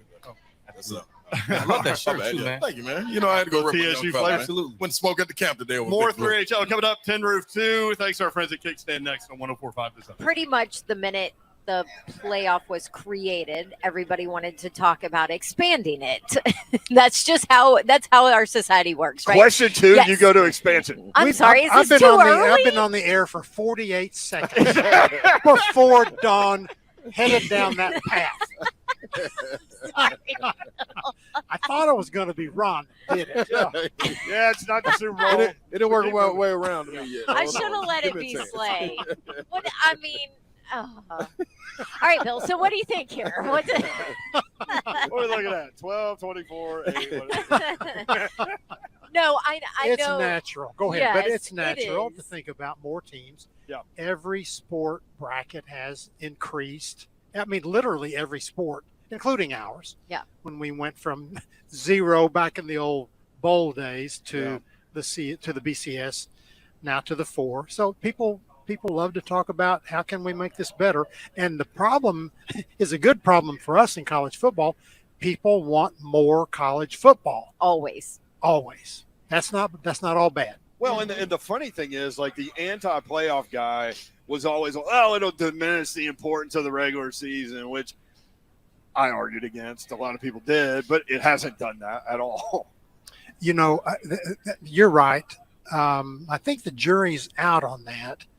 At some point, the size of the playoff does diminish the regular season. Look at, college basketball. I spent 16 years as director of the Final Four, men's Final Four, before I came over to football. And our January and February in college basketball is not as good as our football regular season. Wow. Now, that's football versus basketball. I get that. But is some of that all the energy goes into March in basketball? Would that happen in football? I don't think so. But we're going to have to keep our eye on that. Maybe if we do expand. Maybe my position is different because I'm an SEC guy. And so, like, you can put 32 teams or however you want to do it in a playoff, and I'm still like Florida, Georgia, Auburn, Georgia, those rivalries in the South. Maybe it's not that way in other areas of the country. I don't know. But I feel like it is, though, right? we're a little biased. Someone said to me about regular season, you're a little biased. Yeah. Really, I'm a whole lot biased. people here are a little biased Yeah, because I am. college football is so awesome here. Yeah. But someone said to me about the tournament and regular season basketball, I only pay attention to 2 games a year, my friend said. I said, what are those? He goes, Duke, Carolina, and Carolina, Duke. Wow.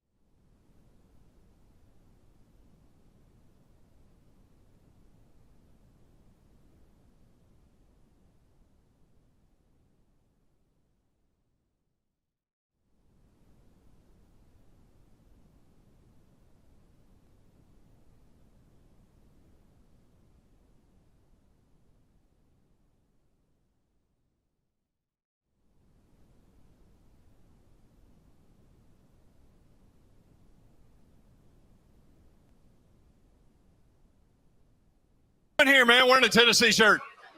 Come on! Yeah, that's all that matter, baby. That's all that matter. I love it, man. Right. He is good on his bet. Yeah, man. that's my man. Crazy. I mean, without hesitation. Yeah, hey, listen, man. I wouldn't have done that. I would have gone back on my bet. If you got a roof, then you don't need to be involved with this. If you riding with Big Slay, your car ain't got no roof. That's how we go. See what I'm saying? Slay on a cigar. This is That's it. This was inspired by my man. I saw one Vol with one, so I said, you know what? It might as well be a party. We got Eddie George here. We got Big Al here. Yeah. Like Aaron Sullivan's here. Look at this. Look at that. Former Channel 4 sports anchor. Can't miss this, man. Our bosses going to be like, we cannot allow them out at Tin Roof 2 again. What they should be like is we'll ask the fans and the listeners going to say, put them out every single day. They got these heat lamps in here just for like when it gets cold and stuff. We don't need it now, right? But they're hung from the rafters by this chain link thing. I mean, I really want to jump off a picnic table and just start swinging from one of the heaters. I bet somebody's tried that at one point. This will be the place to do it.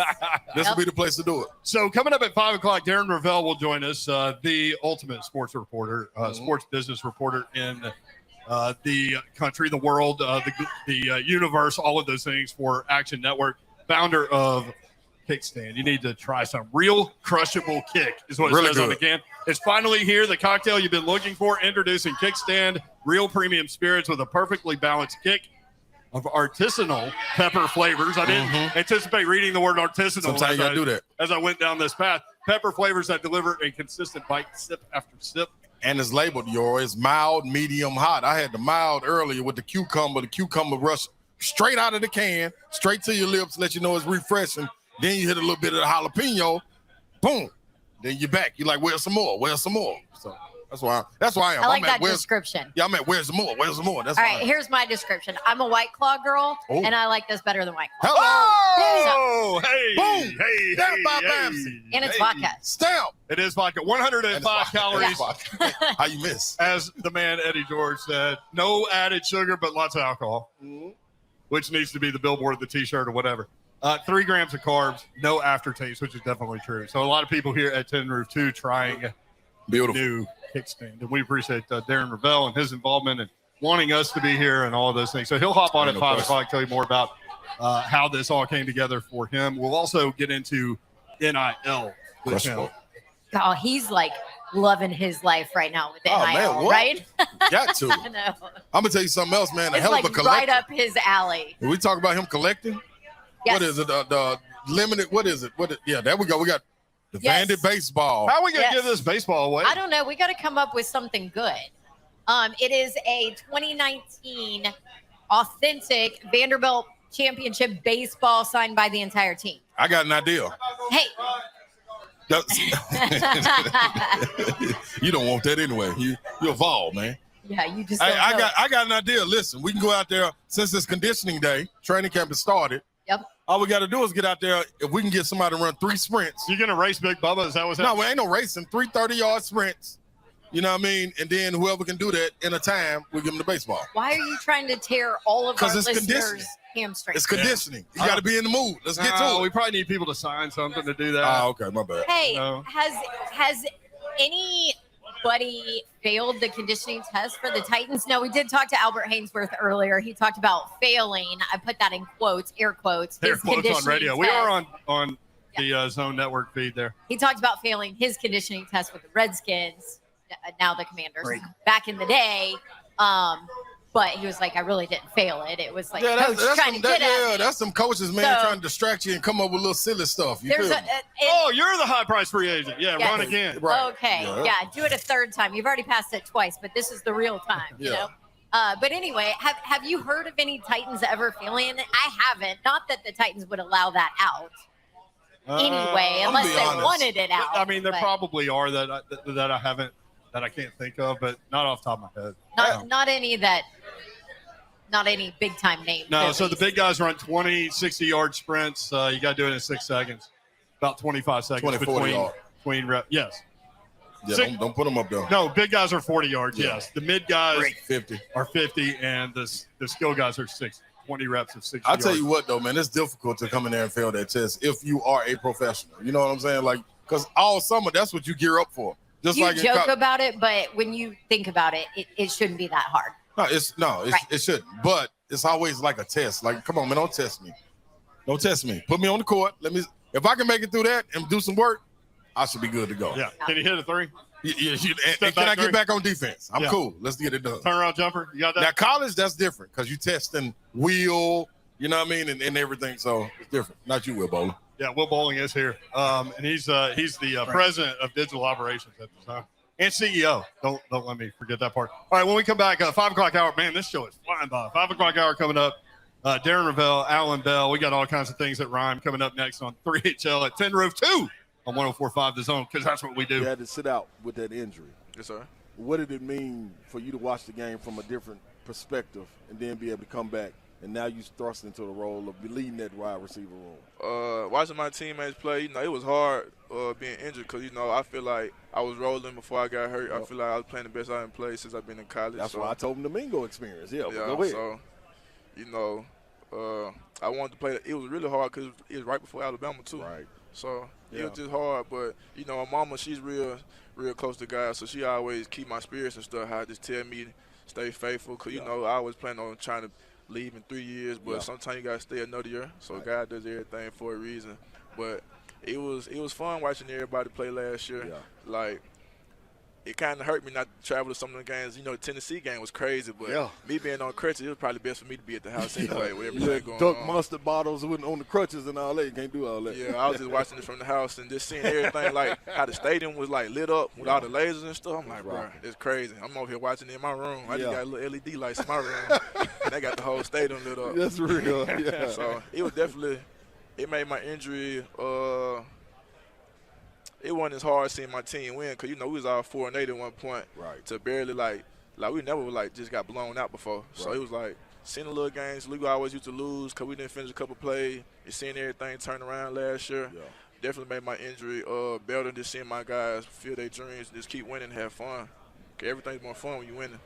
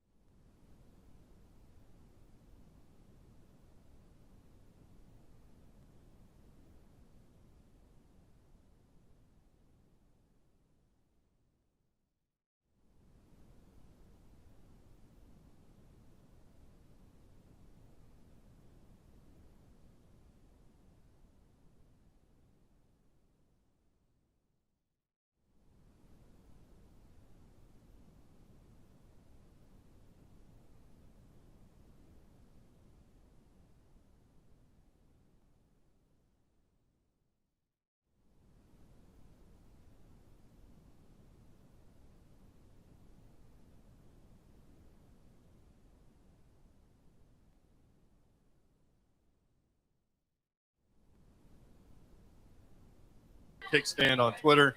We're on Instagram, all the socials. And we're going to talk with Darren Rovell, one of the best reporters out there. Safe to say? Don Davenport? Yes. And that's no bunk. Welcome in on this Tuesday. Mm-hmm.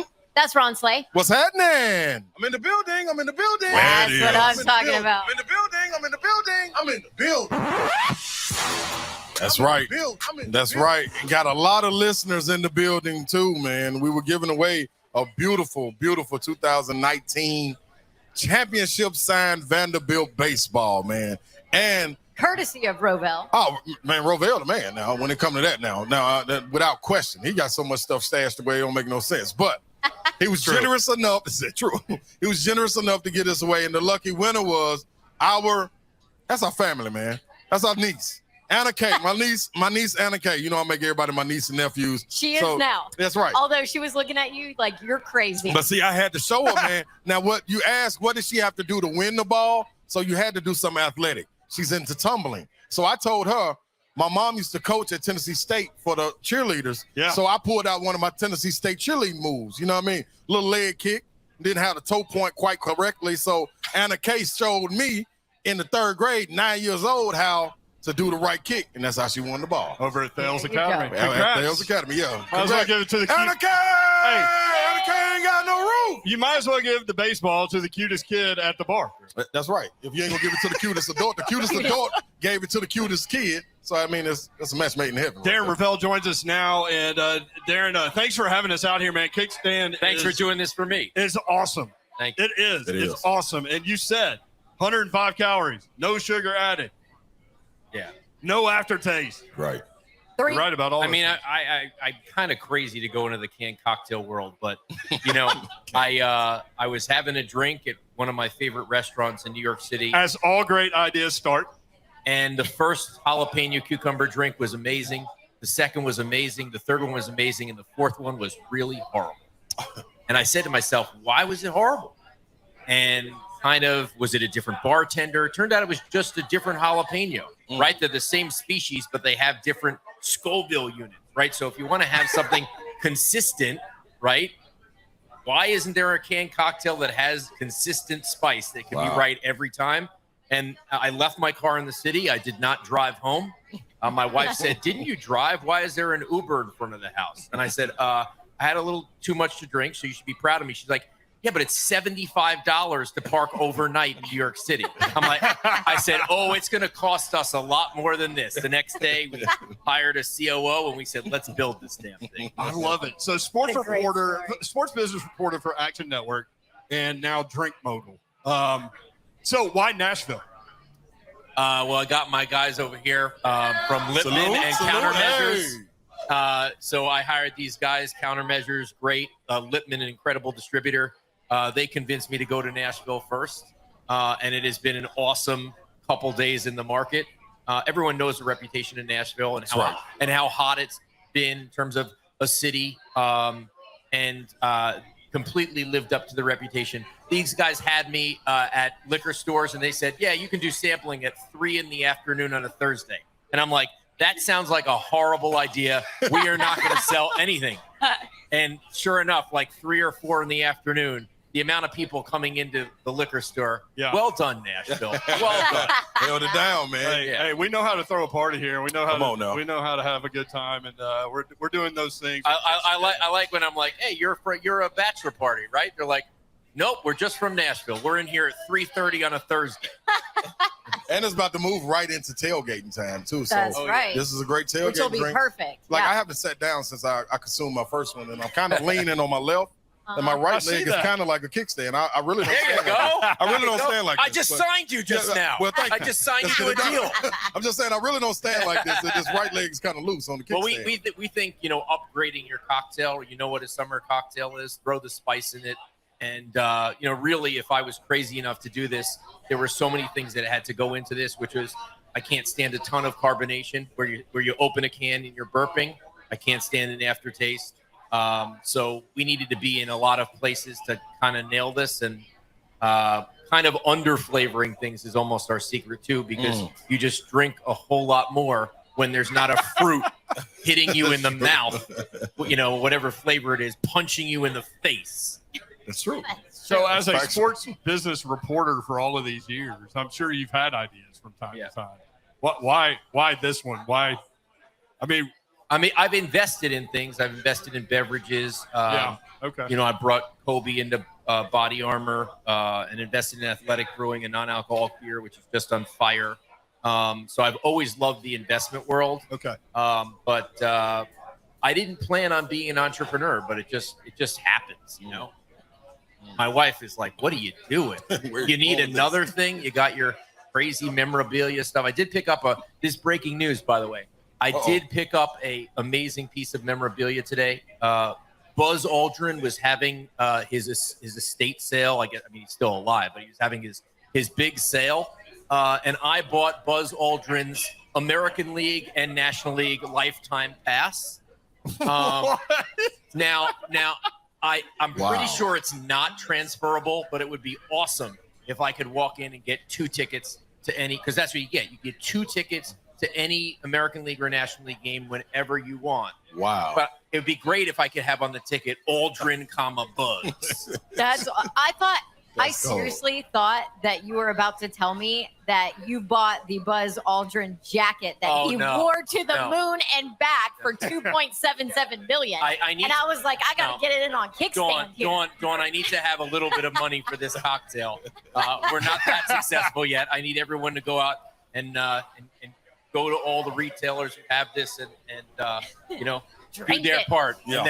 And then maybe I'll get closer to the jacket that went to the moon. Yes, 2.77 mil. Holy moly! So 1 year into NIL, are you kind of surprised at where that world is now, or did you think that there would be a little more in terms of parameters? Yeah, no. I mean, the NCAA on June 30th, 2021, the NCAA says, "Hey, if you're a booster, you can't talk to anyone." And then on July 1st, it's like, "Go ahead, DM them, do whatever you want." Open season. Yeah, do whatever you want. Nope, doesn't. They can sign a contract, but guess what? The guy says they take a deal, and then like, "Oh, I'm no longer playing for Tennessee." You can't stop them if they want. That's the weirdest thing, right? Yeah. Like, as a lawyer, what do you say when you're like, okay, you're going to give him money, you're going to agree to terms, and then it's like, "Oh no, but he can't." A condition is you can't say that a condition is you're being at the school. What? Yeah. The next day he goes, "All right, I'll take my $8 million." Like, it just doesn't make sense. And I think it's not going to make sense in the future. I think the SEC and the Big Ten, they're going to be the ones who are going to be paying the players. Right. Like everyone gets $300,000 or whatever it is, and it's going to be what it is. But like, I mean, you look at Tennessee and it's like, well, what does it take? Is it going to take it? If they're spending the money they're allegedly spending, and then like they don't have a great year, are they going to spend that same amount of money again? Right. Mm-hmm. And from a coaching perspective, like this quarterback over here signed an $8 million NIL deal, but I found out that he's not as good as this guy. Good luck in your locker room, right? Yeah. That's tough. Then my guys like Northwestern are paying no one are going to run away with the Big Ten championship because Ohio State and Michigan State and Wisconsin are all fighting in the locker room. I don't know if you heard Fitzgerald too at media days. Oh, is that what he was saying? No, but the moderator was like, "Oh, one more question." Nobody had one, and he's like, "That's what happens when you win 3 games." Yeah.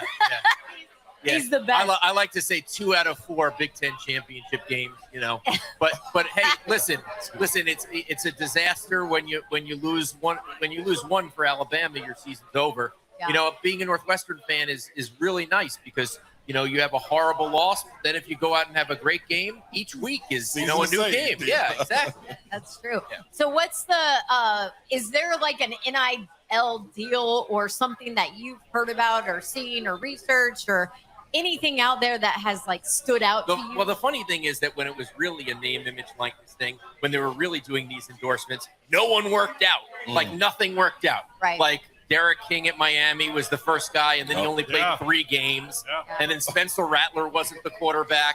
And then DJ at Clemson was awful. And it's almost like it was an NIL curse, right? Like you better not get a deal, right? Like, and then it was what was it, JT Daniels and And all of a sudden, they won the national championship. Oh, the dude wasn't playing. It was the walk-on who won the national championship, who had 0 deals, right? So it's like, it's strange to me. I just don't think this is going to work out in the long run. I think if it wasn't the beginning of the end of the NCAA. I mean, they just, because they lost their lawsuit, they can't get involved in this type of stuff. And if they're not going to be administrating or basically saying, okay, you can or can't do this, what are they?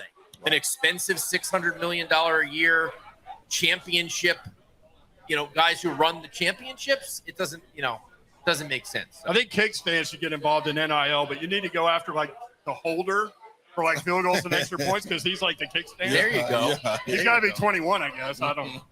No alcohol deals. They've said no alcohol. So maybe we'll start Kickstand Land or something like that. Maybe like a real estate company with the same logo. Yeah. You like that? Yeah. My wife's in on that. Have Kickstand not cocktails. NC, baby. It'll work. I love it, man. So how long are you in Nashville? Today. Yeah. All right.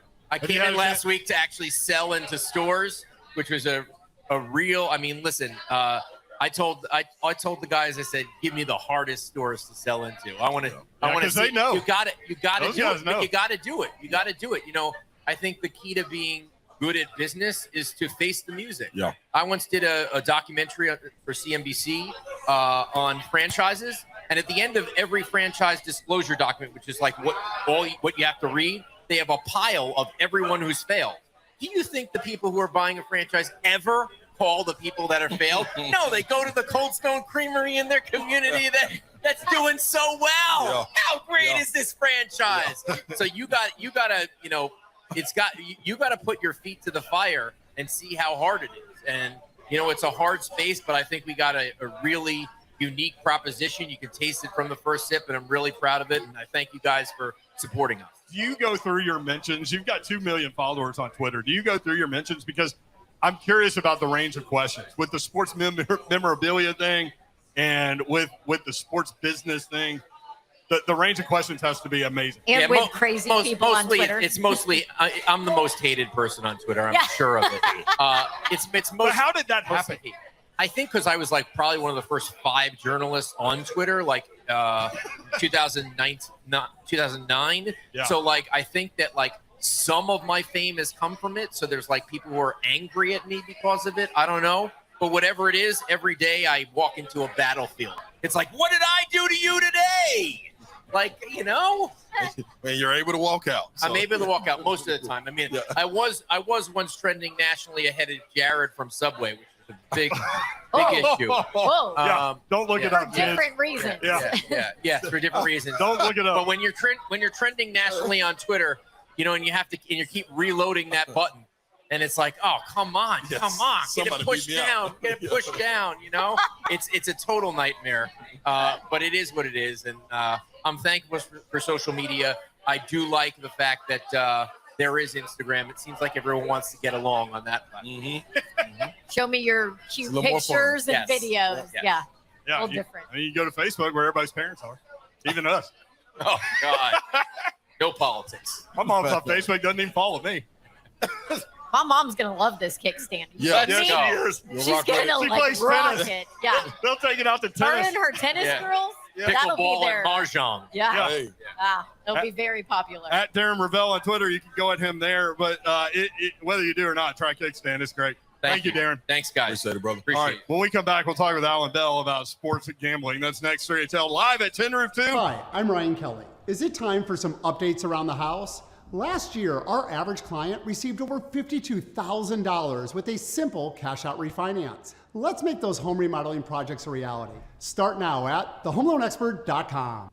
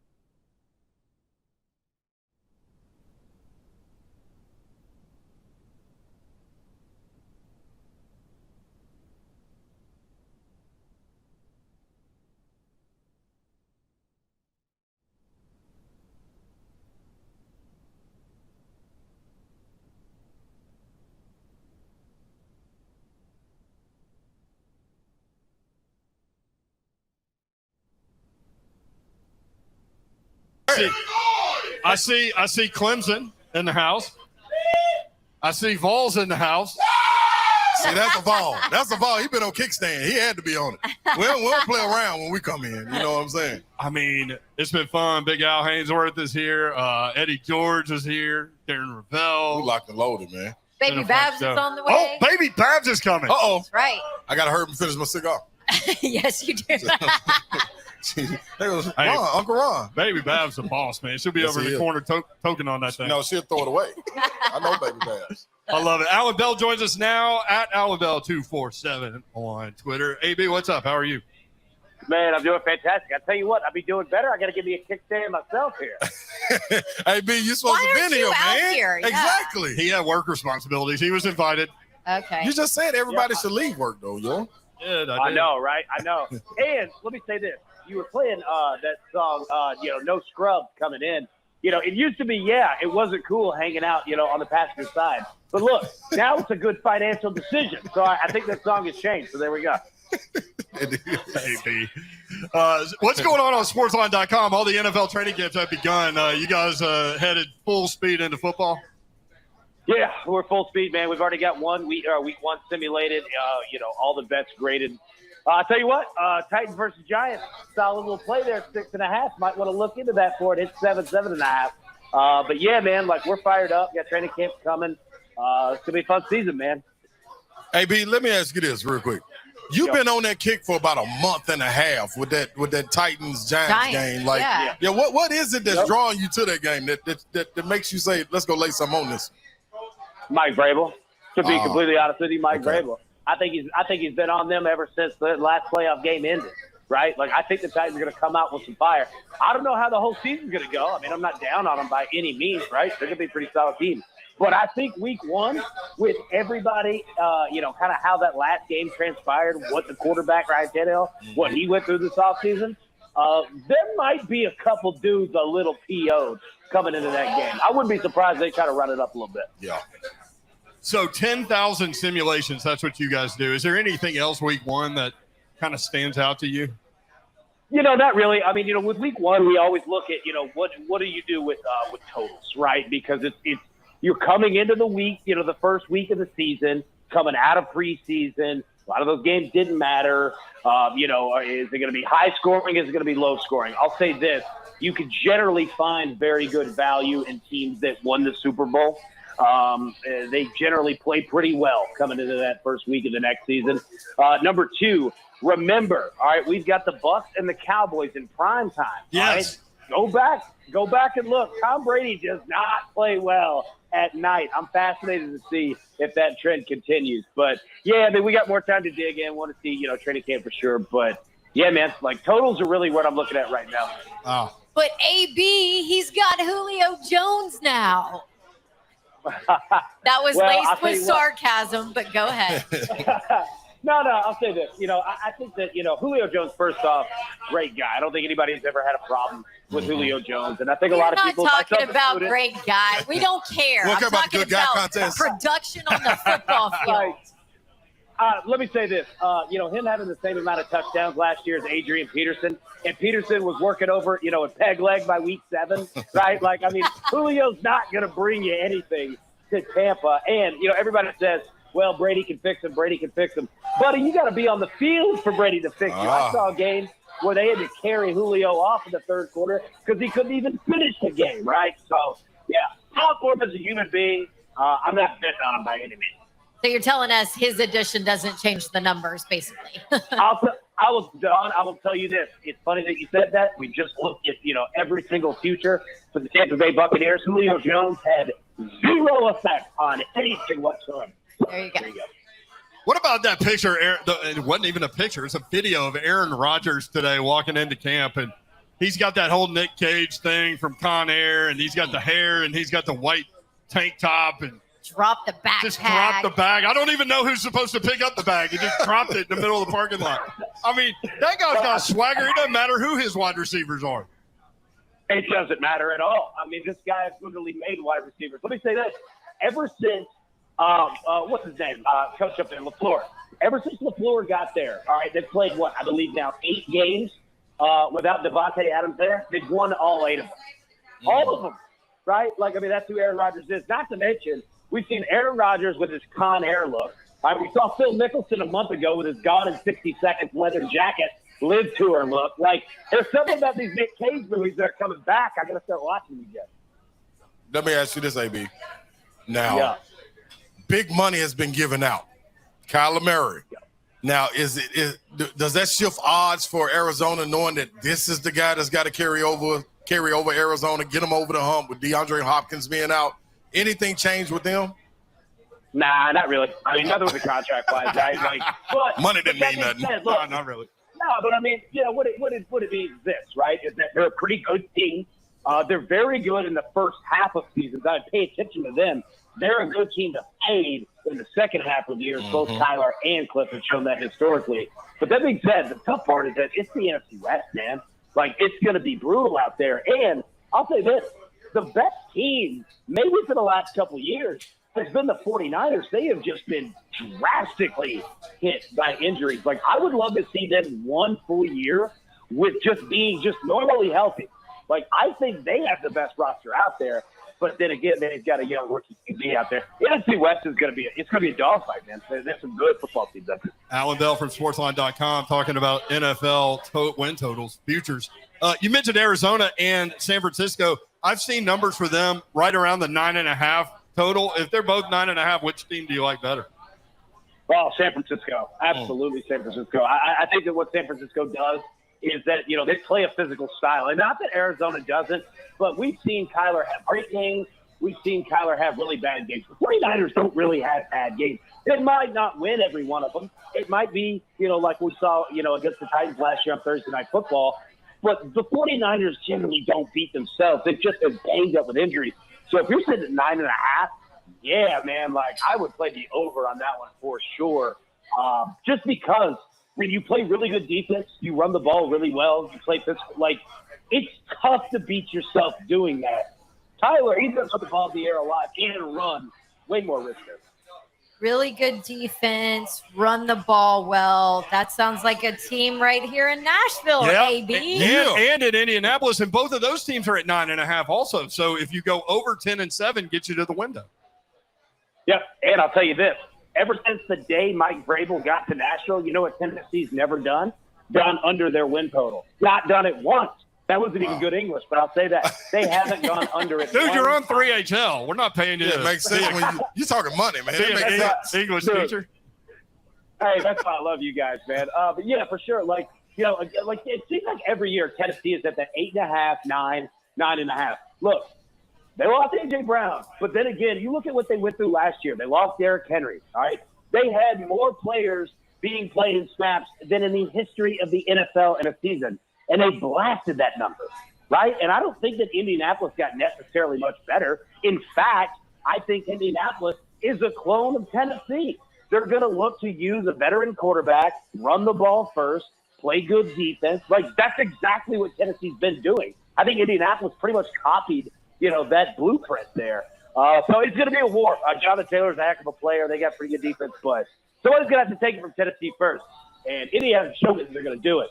So, yeah, I'll roll with Tennessee in the over for sure. So Jacksonville went from 3 wins projected this time last year to 6.5. Are you buying that? Whoa. It's tough. Let me say this. I think that Doug Peterson was the perfect hire for them for 2 reasons. One, Trevor Lawrence, the quarterback, the franchise, he's going to have his real rookie year this year. I think Doug Peterson's going to help him a lot. Number 2, just calming that locker room down. And Doug Peterson can do that very well. He's an extremely likable guy. Every player will love playing for him, just like they did in Philly. I'm not going to bet 7 wins. That's a lot. But they're going to be much better than they were last year just by Urban not being there. Yeah, you heard Trevor Lawrence. If you listen to any of his sound bites from his press conference, there was a little subtle shade thrown to his previous coach there. So I can already see a difference in his demeanor. Oh, yeah, absolutely. And look, Doug Peterson, legitimately, heck of a football coach. the sweetest human being that there is. You're going to get ice cream after practice. Like, legit. Like, he's an awesome – he is an awesome dude. You're not going to get kicked. Like, you won't get kicked in the middle of practice. You're good. Yeah, your kicker's out going into HR for workman's comp after practice, right? Like, it's going to be a pleasant environment over there. I have a huge amount of respect for Doug Peterson. Hey, big quick NASCAR question. Obviously, Denny Hamlin stripped of the win. First NASCAR so weird winner to be disqualified since April of 1960. The runner-up, Kyle Busch, his teammate, also failed inspection. So Chase Elliott won, and he didn't learn about it until he got home. Now he's not celebrating. How crazy is that story? It's nuts, right? And it puts sportsbooks in a tough spot because what do you do, right? Because the driver that everyone bet on, that won in terms of Hamlin, now you got to reverse it and take the money back because they had already paid it out. So you see a lot of books that they just say, you know what, either keep it or we'll give you a free bet or something like that. Like, it puts books in a tough spot now. It's NASCAR. We're not talking about the Super Bowl, so it's not $55 million. You know what I mean? But it's a fascinating part of sports betting when things like that happen. Also, I like that Denny Hamlin tweeted out a picture of the trophy and the empty champagne bottle, and he was like, I guess 2 worthless items for sale. If you want them, come get them. Like, at least he was able to make a joke about it. It's pretty good. Yeah, his daughter also had the flag, was waving the checkered flag, and he tweeted, you ain't getting that back from her. That's not happening. I love that. AB, is it a method to betting NASCAR and stuff like that? Is it like I just go on Sportsline and pick one of my guys that I'm a trust in like you and just roll with that? Well, I'll tell you what you do is pay attention to the track. The track has a huge factor when you're dealing with road courses, because road courses are like Aaron Rodgers playing at Lambeau in the regular season. Like, it's the same people who win those races over and over. Boris said was the guy back in the day. He would win the road course race. Oh, that's good forever. Absolutely, man. Yeah. Like the tracks absolutely matter. But you know what? I'll say this. It has a very similar feel to golf in the fact that generally, like when you're betting like top 10 or top 20, generally the same people at the top finish roughly around there. So you can find decent value there, especially when you're not betting an outright winner because there's so many entrants. Pay attention to the track and then pay attention to, like top 10, top 20s. You might not make parlay money, each race, but that money adds up for sure. Speaking of Allan Bell with us on 3HL, speaking of the winner winning, but you not winning because he did something to make it not count as a win. We went to Keeneland one time. I've told this story before, but we went to Keeneland one time, and I was like, Pat Day, I've heard of him. He's a jockey. I'm going to bet on him. So I go to the window. I bet on Pat Day, and I'm like, hell yeah, let's go. So he hits the first turn, and he's in the lead. And I'm going crazy. I got my drink. I got my ticket. And then he falls off the horse. No. Pat Day falls off the horse, one of the best jockeys ever. So the horse runs around the track and wins. And when I tell you he wins, he won. I guess it was he won by a lot. And I'm celebrating. The drinks in the air. I go to the ticket. They're like, oh, the jockey has to finish on the horse, you idiot. Oh. I'm like, my argument was it was more impressive for the horse to finish without the jockey. That's like the NASCAR car finishing without the driver. Yeah. A Tesla. Yeah. They're absolutely. like, you're an idiot. No win that day, Bill. Yeah, it's like a football player, like when he loses his helmet. Like, you know what I mean? Now you have 10 people that are eligible here. NHL, and they lose his stick.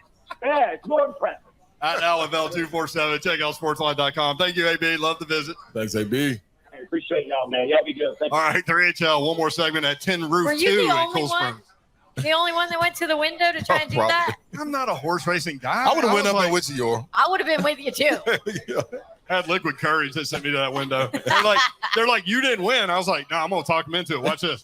Oh, I won. Oh, yeah, that's how it By the way, works. guys are like, women never say, watch this. It never enters the realm of thought. They never say, watch this. They just do. Only guys say, watch this. And when guys say, watch this, look the hell out because something bad's about to happen. Wow. 3HL 1045 is over. I concur. What do you do now when you walk into a home, a living room? Now, you got me. You coming to recruit me. Yeah. You got me. I'm the oldest of 13. I got my mama there, single parent home, my grandmama there. You know what I mean? We probably got some in there cooking on in the kitchen. We probably get you some noodles. We ain't got much to get, you know what I mean? So we get some noodles, you know, some ramen noodles. They like to say ramen. It's ramen. It's ramen. ramen. Come on, hype. It's ramen. Come on, this the boom boom room. These are my rules. Yeah, but I get to be real, right? This is going to be the only time I'm going to say, okay, we got some ramen noodles in that cooking. There you go. We're going to go with the chicken flavor and the beef. That's what you're going to pick. You sit down on the couch, you talking to my parents, man, what are you going to sell me on? You know what's crazy is that most of the recruiting now, like you're not selling once you get in the house. Like you've already had them on campus like a handful of times. Right. The recruiting cycle is so different than it used to be. Right. But what are we going to sell, man? We sell personal and professional development, like the opportunity to grow as a human being and like the realness of what it's going to look like inside of our building. Like what are your goals, dreams, and aspirations? How does Tennessee football, non-football, but the University of Tennessee help you go achieve those goals and dreams, and how do you fit into the culture? And you know, to me, those are unbelievable opportunities to sell, right? Love like that. They come to game day, like they've all come to game day. Yeah. Like that sells itself. Yeah, That's it does. College athletics as good as it gets anywhere question. in the country. There is nothing like it. Yeah. As a competitor in the league, when I came, it's one of 2 or 3 spots that I've ever gone out early for warm-ups. But driving up, seeing Vol Navy, driving into that stadium, I was like, I'm going to go check it out. Yeah, I got to experience this. There ain't nothing better, man. And At now all. getting a chance, and I'm going to be honest. Yeah, right? because you ain't got no choice. I was a skeptic of Vol Walk. Like it like can't what? really, it can't There have been really, other coaches that have said that, it can't really be like that. Yeah. What was the feeling? There is nothing like it. And I can't tell you what my son said as he Yeah. was walking by. Chills all the way through. Yeah, man, it's awesome. It's serious. Yeah. Okay, now let me ask you this. Let's get away from the coach. Let's get away from the competitor. Let's get away from all of that. Let's get away from the team. You got 2 days. We got 2 days. We're going to snap our finger. You can take me anywhere with you. Where would you like to go anywhere in the world? We're going to have a good time. Yeah, we're going to have a good. It's just me and you. We got 48 hours. I'm going overseas. We're getting on your jet. Hey. Going overseas. You can snap your finger. We got a jet in the boom boom room. That's right. I like that. Yep. I mean, we're going Italy and Greece, man. Checking it out. Let's go. See, he know them my stomping grounds. You Yes, know what I mean? yes, We're he going to have a does. good time over there. Did his research. Yeah, you better know it. So, all right, last thing. Josh Heupel, the hype train. When them fans are going bananas and you coming out of there running out the tee, you got the lights going crazy. You got the fireworks going on. Well, let me tell you, when the lights go off and it's all orange. Yeah, it's serious. It's serious. That is sweet. That Ole Miss pregame thing man, was unbelievable. I did everything in my So power was that not to Ole run Miss down on postgame the thing. field because I didn't want to be put out the game. But, you know, I probably would talk to somebody. But this is what I'm asking you. Have you ever ran through there with the energy, I mean, it's going, and said, hey, man, you can't trip and fall? Did you ever think you would trip and fall running through the tee? Boy, I've never thought that way ever in my life. And now, Thanks, Slay. No, I know, because guess what? You can they play put that Ball in there. State. He's going to be like, damn, Slay. This was my fear. Like, when I was a player, they let us go through the tee one time, and I was out the whole time saying, hey, man, what if somebody fall? And a player, I ain't going to say the name, one of our basketball players, he slipped and fell. He wasn't ready for all that. He wasn't ready. It was too much energy for him. He You know could what I'm handle saying? 21,000. No, He couldn't handle 100. So we take it light on you, man. We take it light on you, Hype. But let me ask you this. 2-minute drill. Going down the field. You start at the 10-yard line. Okay. Got to win this game. Yeah. Got to go score a touchdown. You're looking at your team. Yeah. You got young Hype right there.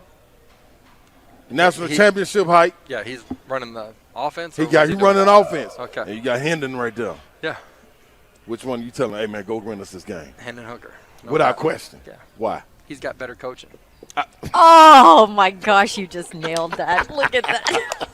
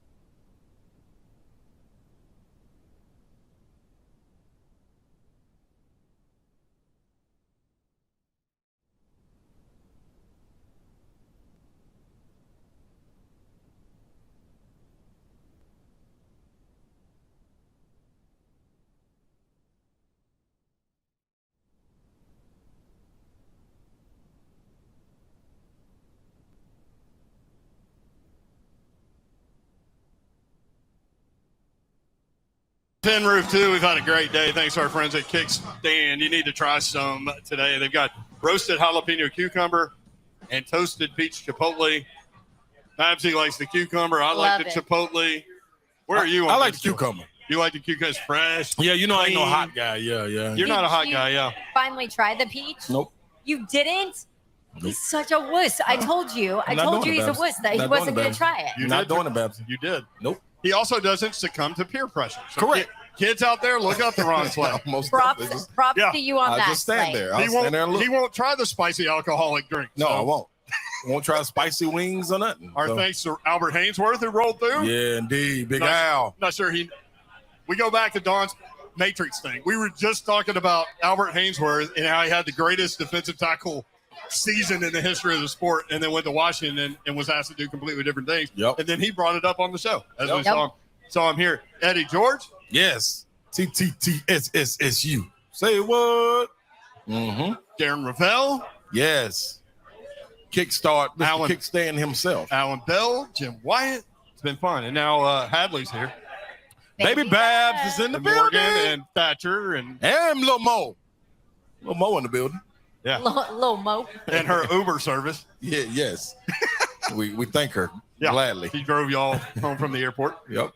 Titans general manager John Robinson will be on with Buck Rising tomorrow live from training camp right around 11:30 a.m. So whenever they finish, he'll hop on with Buck, and that'll be good. Looking forward to that. Can't wait to hear some of that. Can't wait to hear. Can't wait to hear his outlook if he gives anything. So I was out yesterday. We might get Buck something. There was an event that happened over the weekend that was sort of strange to a lot of us. Ryan Tannehill's camp. Yes. It was strange to Ramon Foster because it was like right before training camp started. Yep. Yeah, he called him out for it. He did. I didn't really understand. You ain't understand the savagery. I was kind of surprised by that stress flex there. Yeah. Like, what you doing, man? Get ready for camp. And so then over the weekend, we get a message from Don, and we were like, well, I wonder who's going to show up, like from the Titans as camp counselors. Well, Tannehill was there, which is great. And he was there the whole time, and that's awesome. And his wife and family, his kids were there. Lauren was there. Everybody was there. He threw a touchdown pass at Thatcher. Yes. And Thatcher did the Tanny roll. Into the end zone. Mm-hmm. And that's good because for a kid to catch a ball from an NFL quarterback, that's big time. There's a lot of pressure while that ball's up in the air. Like, you got to be like, hey, man, I better catch this. Were you worried that you wouldn't catch it? Oh, yes, I was. But you had your gloves on, Thatcher. You had your gloves on. You was ready, dude. Yeah. What did Tannehill do after you caught it? He knuckled me, said good job, and stuff like that. Heck yeah. There you go. Here's where I have a Fist problem bump. with Tannehill's camp. The biggest name assistant coach on that staff for the camp was Don Davenport. That is accurate. Lord help us all. I'm just kidding. That's how all these camps run. But like Don got the email like, hey, you want to coach DBs? I'm like, sure. Yeah, there you go. I mean, why not? Backing down for no competition. Okay, but did you can I have say your this? back pedal down? Yeah. Did you have your hip turned down? No. Because I can't do that anymore.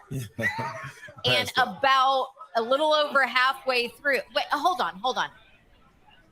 Who was the best coach besides Tannehill at that whole camp? Probably you or Dad or something like that. There you go. You had a sub. Yeah. Well, he said Dad because a little over halfway through, my heart rate was at like 180. And I was like, I can't do this anymore. Will you sub This for me? ain't me. Here's the problem. Not Here's the me. problem with that. Most people wouldn't know what their damn heart rate was. Babs Oh, was no, like, I was on it. Perhaps checking. I was checking Everything. every 10 minutes. Doing the back pedal drill. Coach Mack would be really proud, though. Yes. Really proud. Yes. I was all about form. There you go. Knees bent. Yeah. Shoulders over on the balls of your feet. Like, you know. North and south. You can go north and south. And the camp directors did not involve a ball in this drill. And I was like, dude, we have to have a ball at the end of the drill. Like they get the interception. What's the rock reward? on. Yeah, Because the the otherwise, mouse needs to get the cheese. Come on now. yeah, otherwise all these kids are going to be like, your station sucks. Yeah. You know? So there you go. Yeah. All right. Well, I'm really sore today. I'm serious. Not going to lie. it's always 2 days out to get you, right? Yeah, no, but it was because you never know how much these players are gonna spend time there, right? Right. But he was there the whole time. Like I said, his wife was there, kids were there.